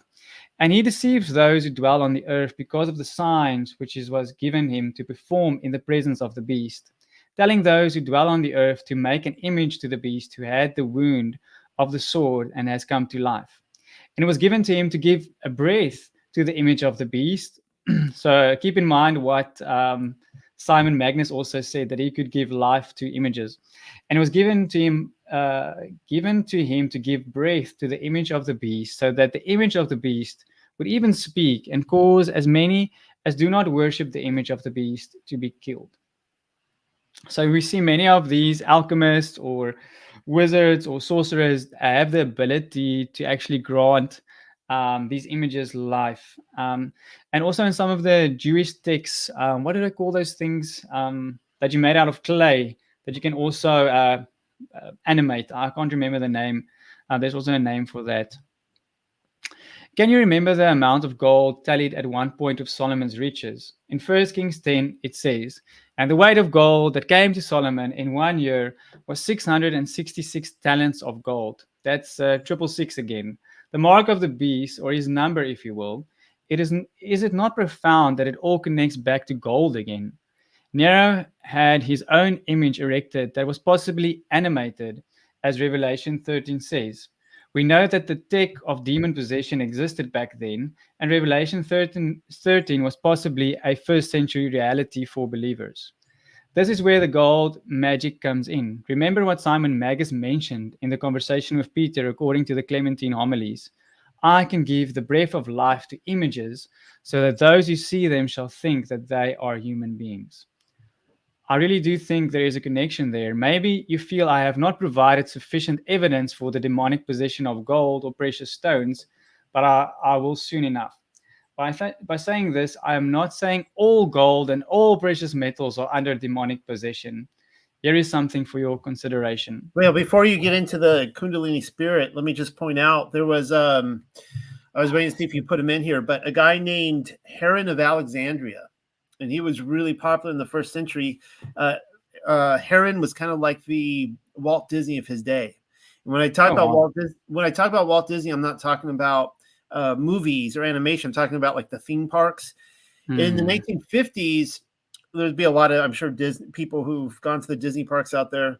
In the 1950s, 1955, when Disney built Disneyland, he started experimenting with animatronics, and he did the presidents. He did the Enchanted Tiki Room, and of course, everyone knows about Pirates and the Haunted Mansion and the Country Bears. But he was really obsessed with that. Well, Heron did the same thing, and people in the first century, they wanted him to come out and create these animatronics for them in their temples. And I'm actually highly suspicious that the idol of jealousy that is talked about in Ezekiel is also talked about in the Apocalypse of Abraham may have been something on par with that maybe they showed their hands and they brought in one of these type of idols. But I also wanted just to quickly point out that in Revelation, because you had brought up the talking animated idol, there's in, what was it, chapter 1 or 2? I'd have to refer to it, but in Pergamum, it talks about in the seat of Satan, there was the martyr there. And apparently that this martyr was thrown into a bowl. It was like an idol that was a bowl. It might've been of gold.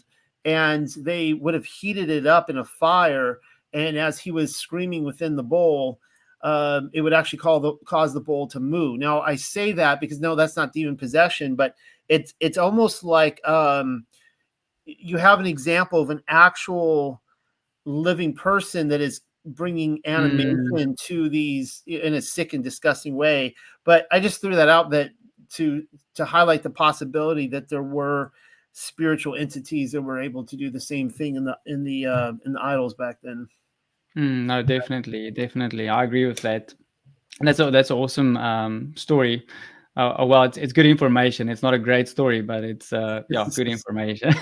Also, I was just thinking, because you had talked earlier about, I mean, you covered a lot of stuff on here, and you talked about how 5 liters of blood becomes 0.2 milligrams of gold, and so on and so forth, and you kind of showed like, what if this is coming from the giants, like a lot of these veins stuff in the flood.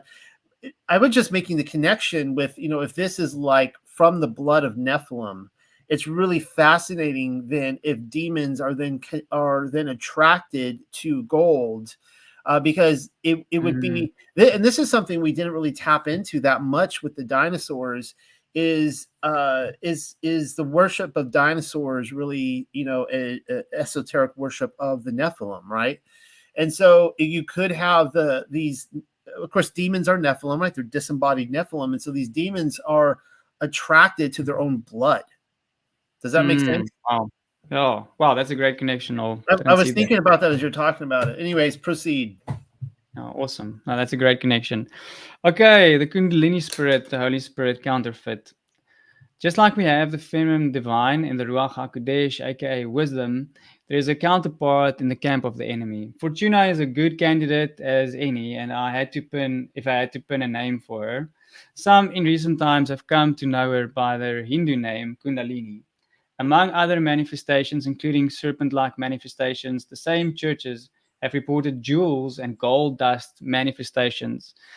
The Kundalini spirit has manifested gold and jewels in many churches. And as I said earlier, even in South African churches, you can sometimes call up a pastor to manifest money in your wallet. It, it is difficult for me to say that it would be true in all cases, but I have some evidence to prove the working of the false Holy Spirit or Kundalini in many of these churches. And we know when we start to discover the Torah that a true prophet, which many of these people, according to the Deuteronomy 13, Deuteronomy 18 text, we see they are not what the Torah would describe as a true prophet. With that, we currently know it seems like one of the fallen ones have been granted access to these churches. Here are some pictures of Cobus van Rensburg, the glory cloud at Bethel, and precious stones manifesting in a church in Puerto Rico. So this is actually a South African guy, Cobus van Rensburg, and he has a massive ministry in South Africa. I'm not sure. They used to be massive like 5 to 10 years ago. I'm not sure at the moment, but he's got plenty of pictures with his face filled with gold dust or his hair filled with gold dust. And then we see the Bethel churches always filming their glory cloud, which has gold dust in it. And then there are so many documentaries and videos on YouTube of churches where there's actually precious stones manifesting in the Bibles or on the ground or after a worship service on the church floor. This is how alchemy works in my current understanding. There's a spiritual element or energy needed in some capacity to release the manifestation. Look at the account in the Clementine homilies how the Genesis 6 incursion happened. So this is absolutely fascinating. It says, "For of the spirits who inhabit the heaven, the angels who dwell in the lowest region, being grieved at the ingratitude of men to God, to Elohim, asked that they might come into the life of men, that really becoming men by more intercourse, they might evict those who have acted ungratefully towards him, and might subject everyone to adequate punishment. When therefore their petition was granted, they metamorphosized themselves into every nature. For being of a more godlike substance, they are able to easily apply any form." So that's not something that we necessarily get out of the normal text, but in the Clementine homilies, it explains that these angels are able to transform themselves into any form they wished. So they became precious stones and goodly pearl, and the most beauteous purple and choice gold, and all matter that is held in most esteem. So all the precious elements, that is what they became. And they fell into the hands of some and into the bosoms of others, and suffered themselves to be stolen by them. So I think this is possibly something that not only happened in Genesis 6, but possibly during the gold rushes as well, where we see demonic entities, and even in these churches, manifest as precious stones or even gold. There That's you a have it. that is a fascinating connection I've never heard before, and also, of course, tying in what you said earlier with Ezekiel and the entity in Eden that you had suggested maybe had gold in, I guess, in his veins or whatever, right? Somewhere in him, yeah. Yeah.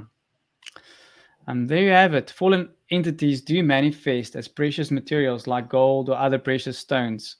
A very appropriate counterfeit for the stones on the high priest's breastplate, indeed. So you can see how the enemy is counterfeiting what is acceptable and fine and something that God, Elohim, has created.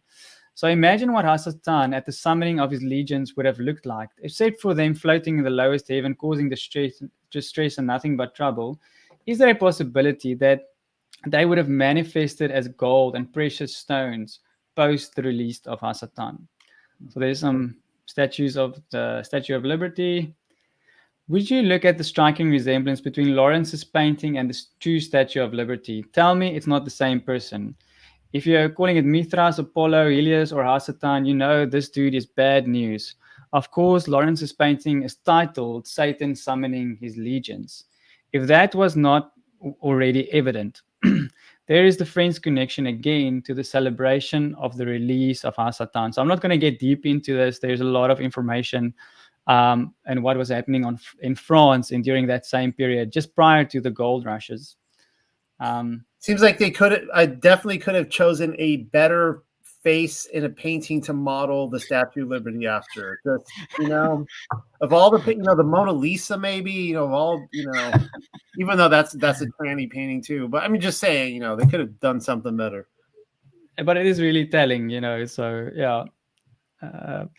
In Domenico's De Michelis 1465 fresco, he illustrates Dante displaying a written copy of something towards MK looking architecture. So he's looking towards this, what we would say as MK architecture, and there's a lot of underground demonic activity coming from his right-hand side, our left-hand side. Maybe he is pointing to the verse that we have come to know as Revelation 22, pertaining to our Satan's little season. Many would say it's rather a copy of Dante's comedy, Divine Comedy. Dante is a Latin name that means everlasting. There's probably more to be said on Dante's Divine Comedy. Florence is the city in the picture. To me, it marks ground zero for the release of Hasatan and the fall of the millennial kingdom. Unlike the purgatory explanation for the events happening on the left-hand side, it seems rather like the subterranean entities are being released on the surface of the earth. The crust of the earth seems to be torn open, earthquakes again. I'm convinced with the amount of artwork, the cult of reason, goddess worship, festivals of the supreme being, and the revolution, the release of Hasatan is possibly his legion and his legions were celebrated in France around the end of the 1700s. We already covered the importance of earthquakes to shake the crust of the earth and expose loosened gold deposits. I wonder if the release of Satan from the abyss could have led to not only multiple earthquakes, but also gold rushes we see mainly through the 1800s. Except for that, could some entities have manifested as gold or precious stones, as the Clementine homilies explain? Along with the possible release of Hasatan, we can also witness a demonic release of other entities.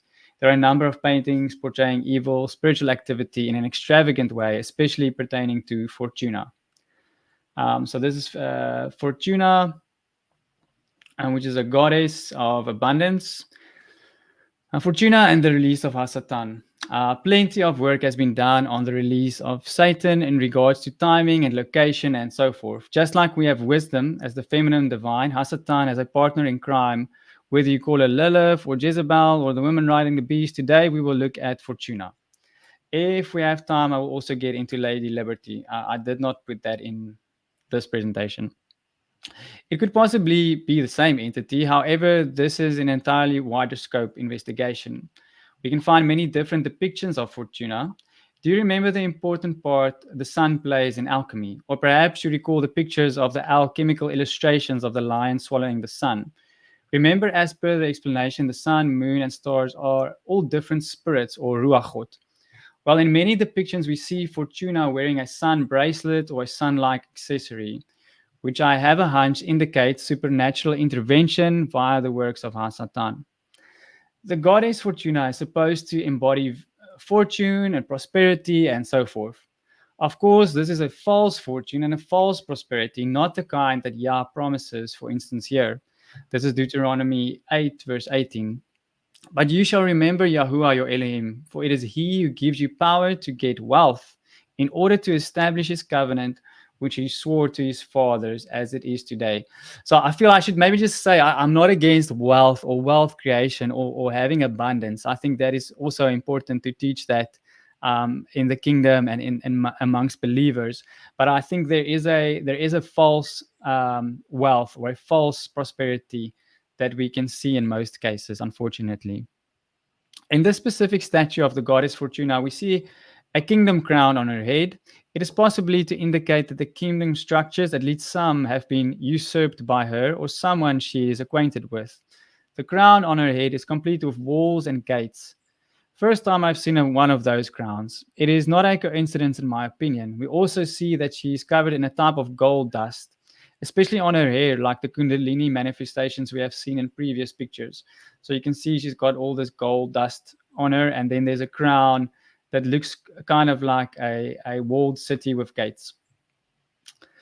In classic Masonic style, she is blindfolded. This may possibly be an indication of those that are repossessing the kingdom structures in our part of the realm. The Masonic link is a strong one when it comes to the parties involved in celebrating the release of Hasatan and covering up the millennial kingdom. So, also during those festivals in France, you would see there's a lot of Masonic activity. And obviously, the people that donated the Statue of Liberty, they were also Freemasons, the ones that crafted it as well as sent it to America. Those are all Freemasons as well. Who is truly behind it, though? Scripture has much to say on blindness, especially the spiritual kind of blindness. If you cannot see spiritually, now would be a good time to ask the Most High to apply some eye salve to open up your eyes.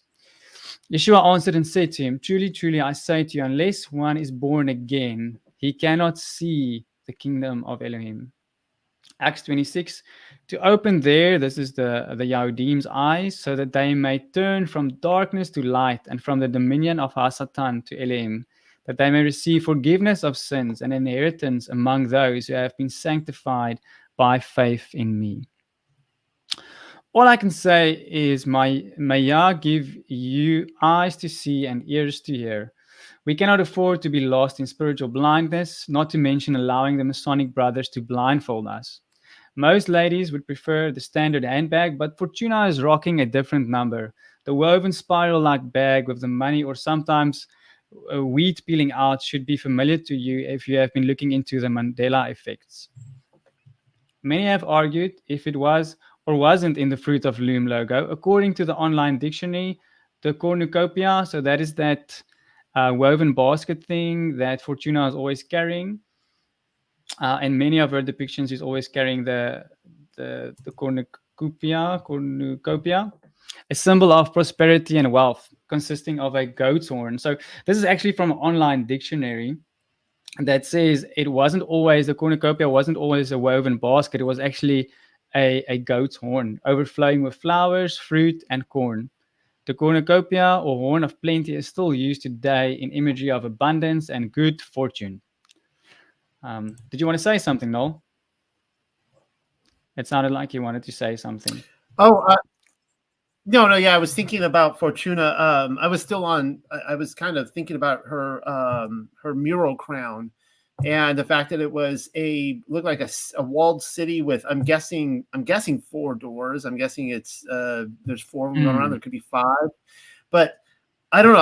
I was just trying to like look up and see if that's a specific city or if it's just symbolic of types of cities in general.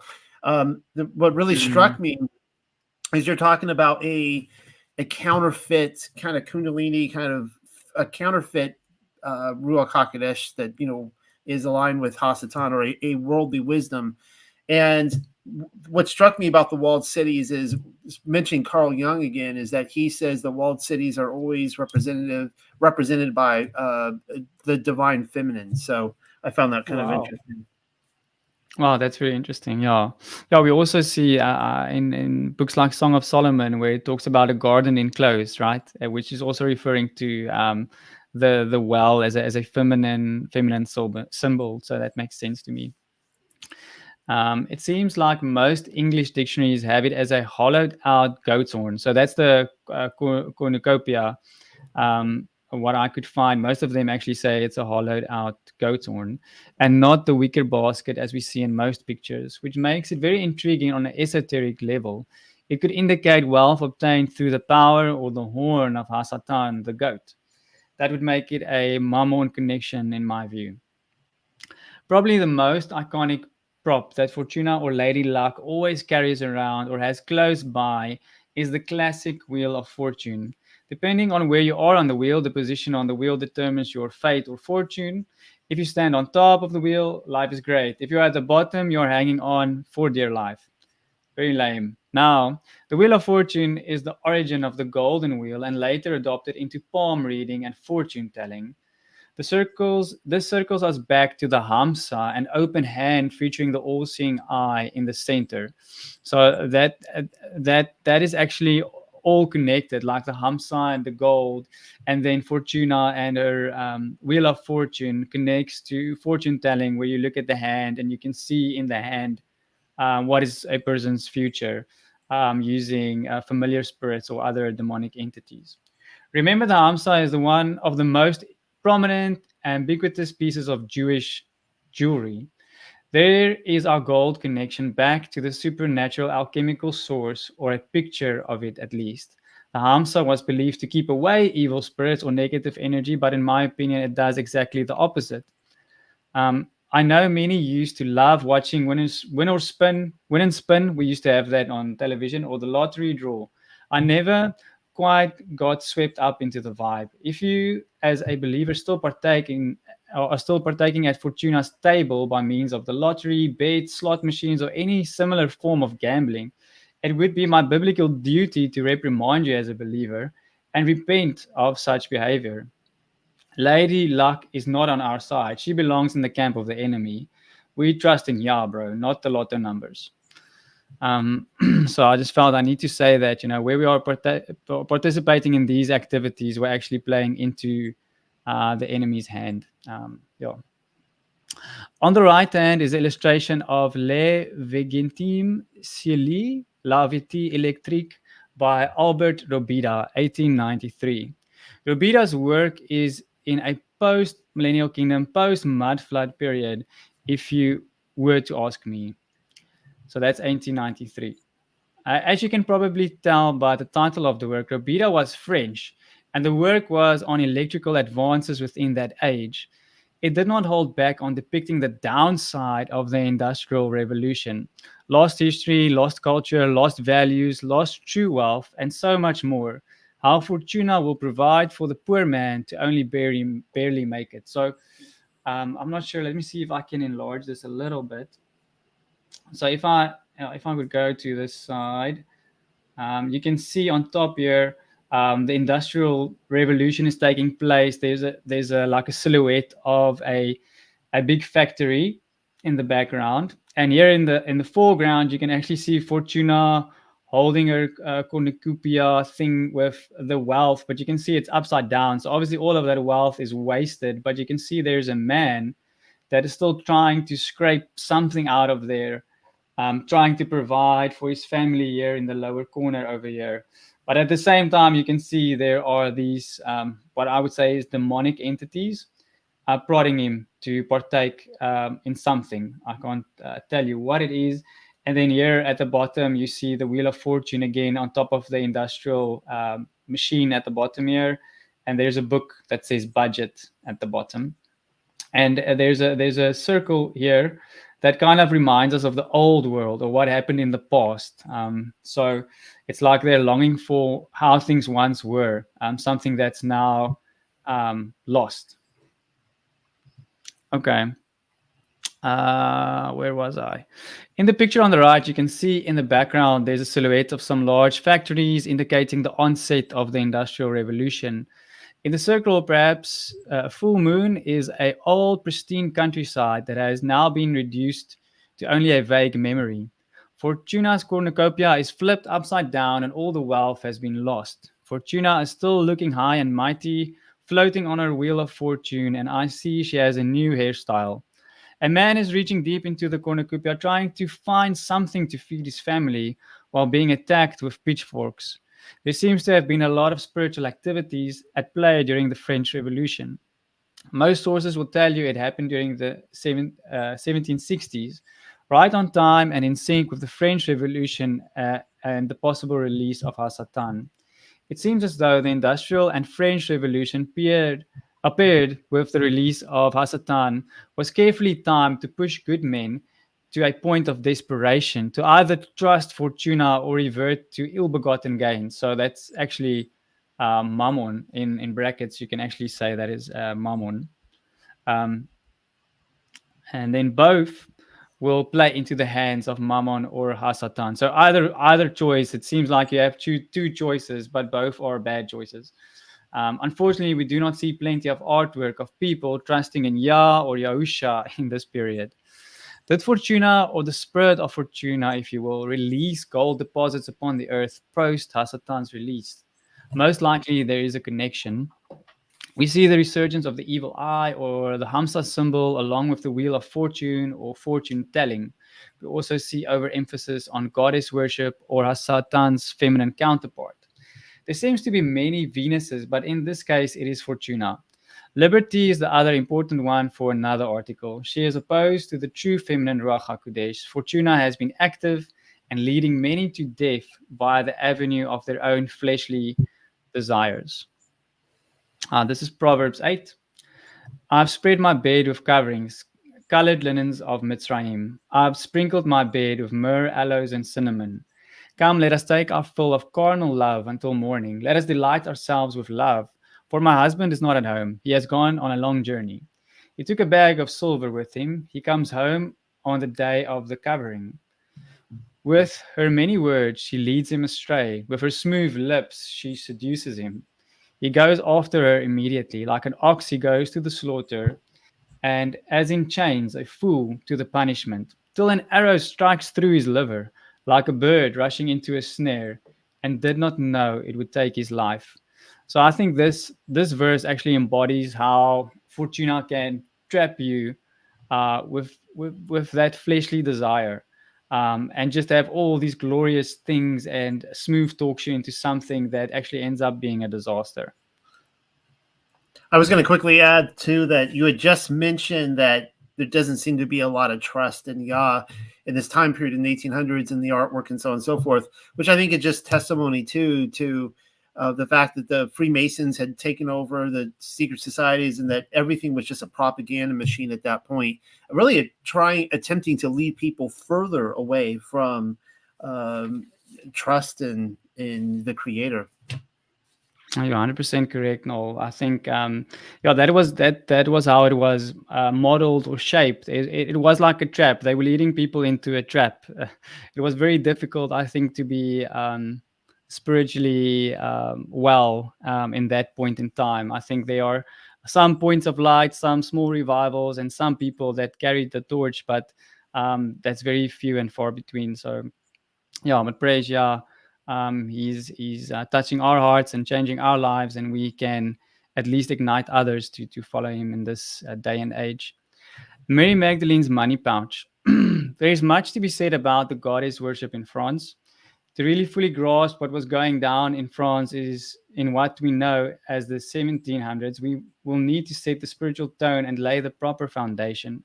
According to the ancient French and Christian legends alike, Mary Magdalene landed in France around 42 CE.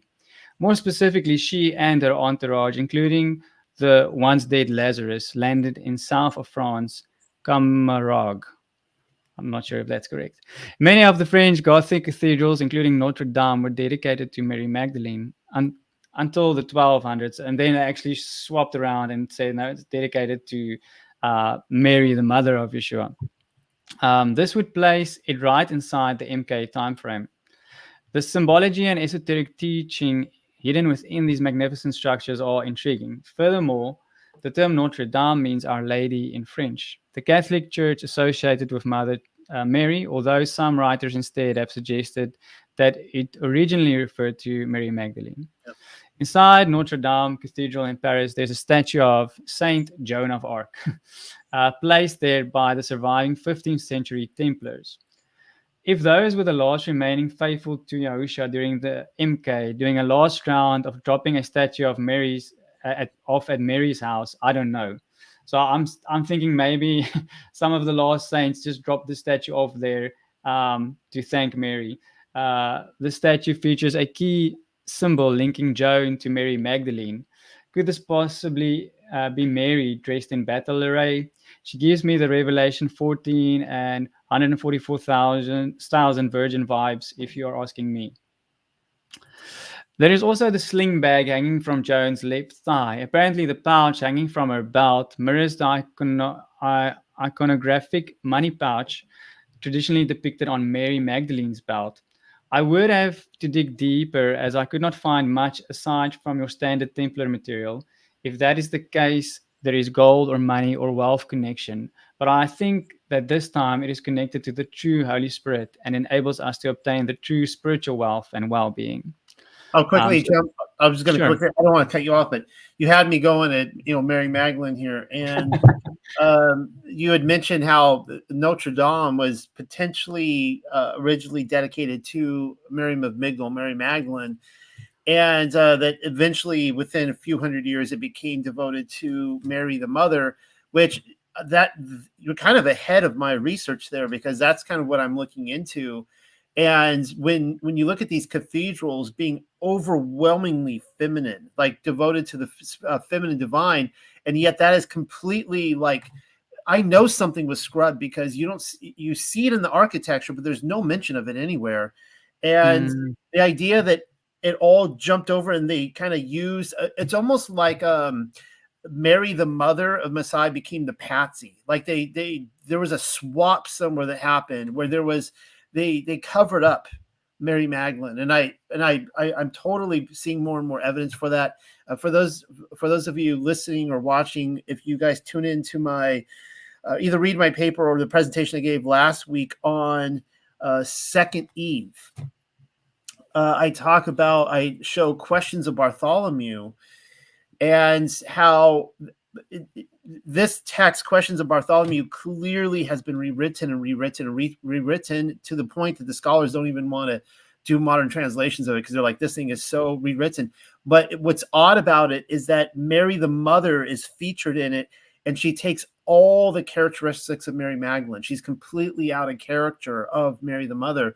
And point being is that you can see there actual in real time in these different texts where they're actually covering up Mary Magdalene and they're erasing her and adding a different character in. And actually, I think that's what happened with the cathedral. So I just want to throw that out there before you move on to the next point. No, 100% no. It's the same thing that happened with the Ruach HaKodesh, right? So Yeah. I think it's just another version of that. And first they had to scrub the Ruach HaKodesh from being feminine, and then they had to scrub Mary Magdalene's true story. So I think there is a massive onslaught on the feminine part and the important aspect of what Yah has created as a feminine counterpart to the masculine part. And I think it's so important to put the two pieces together. And I think you're doing a lot of work in that area, which is great. So just to tie this up, so I'm saying that this is probably the true symbol of what wealth and prosperity would rather represent is that small purse where we are provided by Yah's daily bread. Proverbs 16:16 says, "How much better it is to get wisdom than gold, and to get understanding is preferable to silver. The highway of the straight is to turn away from evil. He who guards his life watches over his way." So yeah, again, with all this discussion on gold, the scripture is very clear. It says, "How much better it is to gain wisdom than gold, and to get understanding is preferable to silver." If ever there were to be an onslaught on the feminine divine, this was the place. France, unfortunately, became renowned for their cults and especially goddess worship during the 1700s. Do you see what the enemy does? Yah sets a pendulum in perfect motion, and then the enemy comes and offsets it in either one direction or the other. And you see this in every movement, like the Holy Spirit movement or the Torah movement. Like there would be initially a sort of a harmony, and then the enemy would just fling the pendulum and basically break the clock to one direction or another. Okay. Conclusion and a cautionary tale. Le Vingetim Sila La Vie Electrique by Albert Robida, 1893, is such a great book to page through, and I would highly recommend it to any truth seeker that is trying to make heads or tails of the point in his story we are at. Below, once again, there is an antagonistic looking industrial revolution machine holding a light bulb on a stick. So that's that guy over there on a stick. In the foreground, you can see the death of the old world. A lady lays on top of the ruins of the MK architecture. So there's a lady over there. And that, now that I think of it, Noel, maybe it's representing that feminine divine or the feminine aspect that's been scrubbed in so many ways. Maybe it could be wisdom, I do not know, or even the woman who flees to the wilderness in Revelation 12. I can't be entirely sure. Below her, you see a guy planting some explosives, dynamite, no doubt. You can see a riderless horse in the foreground hauling away books with the words history and traditions on the cover pages. So, if you look at this picture, you can see there at the left hand bottom corner there's a horse, and you can probably not see it that well, but on that book it says history, and on that book it says traditions. And we know that so many traditions, especially if you read through the Colburn as well, how that was important part of human life, was the traditions and your inheritance. And then obviously we've come to know that so much of history has been scrubbed or stolen or inverted, and this horse is carrying that away. And we know there have been so many book burnings or yeah, stories of places being burned down, libraries being burned down with all the historical documents. That's crazy. I've never seen it before. I mean, that's clearly like a controlled demolition. And then you got that angel in the foreground there with the Star of David. Like, there's some crazy stuff going on in that illustration. This whole book is pretty crazy. Like, I think you can probably create a year's content just by going through that book. There's a lot of interesting stuff there. On the right hand lower corner, you see a man dismantling an angel type figure with the word ideal above his head. So I'm not sure if that is maybe a representation of saints during the millennial kingdom or whatever that is, but above its head it says ideal, as if they were the perfect ones. What exactly the history, traditions, and ideals are that are being hauled away should definitely be uncovered. It is evident we are being lied to, as always, about our history, and there is one massive cover up of something more ideal than what we are currently led to believe. With the knowledge of gold rushes and diamond rushes could all have been orchestrated by our Satan. Just a reminder of the trap that lies in money in our case. There's an entire Israelite tribe that totally missed out on the New Jerusalem experience. Who, you might be thinking? If you go read the account of Revelation 7, you would realize Dan is missing. Why? How could the entire tribe just be cut off? Here is some additional information we will need to complete the puzzle.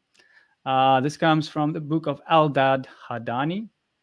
This is a Jewish text. After these four tribes, Dan and Naphtali, Gad and Asher, are camped in the ancient Havilah. We also read about Havilah in the Genesis account, where there is gold. And they are in a good place and established in the kingdom of Pharaoh, government of Hauran. And they trust in their creator first and God with their help. So here we see they're actually in a good place. There's gold. Everything is very nice and lekker, going well. And these four tribes, they have gold and silver and precious stones, many sheep and cattle and camels and donkeys, and they sow and reap and dwell in tents. So yeah, everything is going hunky-dory, everything is well. And we are reminded of, in this moment, of Deuteronomy 8 again, where it says, Yahuwah gives you the power to accumulate wealth. But there's also a warning, when you have accumulated all that wealth, that your heart becomes proud and say, I have done this through my strength. And we will see that is actually what happens with Dan. We will see that now shortly. These four tribes were blessed by the Most High to have an abundance of gold and silver and precious stones, many sheep, cattle, and camels and donkeys. But back to why was Dan excluded from the New Jerusalem? Just like me, you have also heard many unsatisfactory explanations to this mystery. Here follows the best explanation and cautionary tale for some. Okay, so this was the best explanation I could find of why Dan is actually excluded from New Jerusalem. This comes from the Book of the Two Pearls, which is such a great read. All nations gather together in the heart of the earth to make war with Yahuwah, even the Almighty King of heaven and earth. Woe, woe unto the chief princes of the earth, even unto the seed of Dan, who has made gold their God and a lie their refuge. So let me just read that again. That's so important. Woe, woe unto the chief princes of the earth, even unto the seed of Dan, who has made gold their God and a lie their refuge. So we see Dan is actually counted as part of the princes of the earth, who have said among themselves, the Lord is no God wherein we should fear him. For by our mighty power, and you see this actually is from Deuteronomy 8, have we become gods ourselves and have spread abroad ourselves over all the earth. So that is the same claim that Simon Magus had, that he was a god. Yet shall they be judged and cut off from among the sons of Jacob. Thus says Yahuwah, the wicked plot in vain, and they shall drink from the cup of vanity which they have grasped. For Yahuwah himself shall utterly destroy them all by the brightness of his terrible presence. Ouch. Dan is counted among the kings of the earth and receives a similar judgment. Even though Dan was favorably situated for gold extraction and had plenty to work with, it seems that many of the inhabitants became greedy. And we've read about how people become that gold fever and just they become totally bonkers. Making gold their god and trusting in a lie. I wonder if they were practicing alchemy. If they were, is there any evidence of where they could obtain the knowledge from? Except for the fallen ones, and those are the Watchers. The Legends of the Jews offers an alternative explanation. The Danites admitted they had taught their children out of the books of the Amorites, which they had hidden then under Mount Abarim, where Kenaz actually found them. Um, the Gadites acknowledge having led an immoral life, and the sinners of Asher they had found and had hidden under Mount Shechem 7 gold idols, called by the Amorites the holy nymphs, the same 7 idols which had been made in a miraculous way after the deluge by the 7 sinners: Canaan, Put, Shelah, Nimrod, Elav, Duel, and Shua. So these guys were out making golden idols. There's another connection to possibly a demonic possession of these idols. They were of precious stones from Havilah, which radiated light, making night bright as day. Could they have obtained alchemical foreknowledge by those books that they studied and put it to use when they became greedy? This seems to indicate post Hasatan's release, that there was something similar post to Hasatan's release. Dan is included among the kings of the earth. If you have ever wondered why Dan does not make it to New Jerusalem, they deem themselves to be gods and have become gold, have made gold or wealth their refuge. Along with all their identity, it seems like Dan loses all sense of reason and cannot distinguish between good and evil to a point of total abandonment to worldliness. If we would pair this up with the account of Dan using the books of the Amorites, I do think we are in the alchemical mystery zone. If that is the case, it was enough for Yah to exclude them from New Jerusalem. Yeah, and that's what I have for you today. No, that was an incredible presentation. You outdid yourself that time. So let me see if I was taking notes. So let me see what we covered today. We covered the Freemason controllers in the short season. We talked about the Nephilim, the feminine divine, the Kundalini. I love the fact you put in the Mandela effect in there. You got to throw that one in. Gothic cathedrals, the Templars, the Dan genealogy there at the end. A lot of on the 1800s reset, Satan release, animatronics, alchemy, gold rush. There was more, but that was tons of amazing material. I do want to. Are you done sharing your screen? yes, I'm done. No, I did want to throw. I wanted sharing? to throw this on real quick. So you were talking about cities of gold. That was another thing you were talking about. Of course, you're from South Africa, and I thought this was interesting because it's the same continent. This came out in 2021. It's a few years old now. But the city of here, let me remove this comment here. This just give more confirmation to what you're talking about, like the pyramids perhaps being of gold. Is here we're seeing what is apparently a buried city, probably due to the mud flood or whatever. And I don't have the research in front of me. This is in the Congo, and there's that ancient king in Africa from like the Congo that I guess was like wealthy. He was like the Solomon of his day. But these people, and there's this video footage you can go look. And I'm looking at this article, Congo Gold Mountain. See what we know about the viral video. Is these people are just going ape crazy just digging gold. Like the dust in the ground is actually gold, and they're just pulling it out by the buckets full of gold. And we don't know what all these what happened to all these locals. I mean, maybe somebody pulled up in trucks with guns and took it all. I don't really know, but they're literally digging up what appears to be an ancient city of gold. And it was just buried. It was one of those things that kind of came out. They put it on the news, and nobody talked about it. It was buried. So I thought that was really interesting. That's something people can look into as well. I don't think I had any other questions. I was taking tons of notes as you were going through it, but I did like that you quoted from Colburn's Sons of Fire as well. Good job on that one. That's just one I've never done a study on yet, but that's really good. And I love, Mary Magdalene, you dropped that in too. So you gave me plenty to love, and yeah, so good job. And everyone out there, just of course, this is you can see his name there. This is Edgar. And let me go quickly to the website Unexpected Cosmology. Well, there's the store.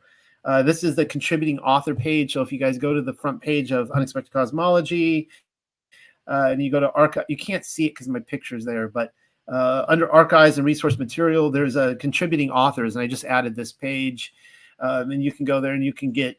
Hopefully all your articles are there, but you can see his latest and so on and so forth. Great job. Nothing else to add. I will throw this out there for everyone. Please consider, for those of you who weren't here originally, please do consider coming, hitting the Patreon link and supporting this ministry, supporting this channel. I know Edgar would love to see this Unexpected Cosmology continue on as well. And you're part of the community. How were you introduced to the Unexpected Cosmology? Did you come in through the Discord community, or was it beforehand? No, actually, I think the first time I came across the Unexpected Cosmology was when I was looking into the Targum. And I think you did a bunch of videos where you just read basically the chapters in the Targum. So I was looking on YouTube for any readings of the Targum just to listen to it. And then I said, hey, there's some cool stuff here. I like this place. And yeah, that was, I don't know, 2019. Yeah, 2019. Yeah, I started listening to, and I think you also recorded Writings of Abraham, which I also love to listen to. Yeah, that was awesome. So those two. So nobody can say my readings of the Aramaic Targum didn't pay off because it brought you in. So anyways, Edgar is a part of our community, our tech community at Discord. So for those of you who aren't familiar, I need to get Discord on a screenshot up here and you guys can see it. But for those of you who maybe have never been before, I do update the links regularly on YouTube because for whatever reason, the invite links to Discord become broken links. I think it just updates whatever. But give it a try. Come on in or email me if you guys can't get in. My email should be there too. And yeah, I think that's it for today. So thank you for coming on, and we're going to do this again. You're turning out some amazing work. I'm going to feel a little guilty now because eventually I do plan on covering the gold of the short season and this big switch with the gold rush and the search for the cities of gold and all these things happening and the conquistadors. I mean, you didn't even go into like the conquistadors and all that, but there's so much there, and it's incredible. And I'll be using you. I'll no doubt be sourcing your paper because that has some great stuff. All right. Anything else you want to add? Thanks for having me, Noel. I really appreciate it. Shalom to you and the TUC family. All right. Again, we'll do this again. Hopefully you come back on in like another month or two and we'll go through some more material. All right. Cool. Have Thanks, Mom. Great night or afternoon or morning to everyone whenever you're listening to this, wherever you're at in the world.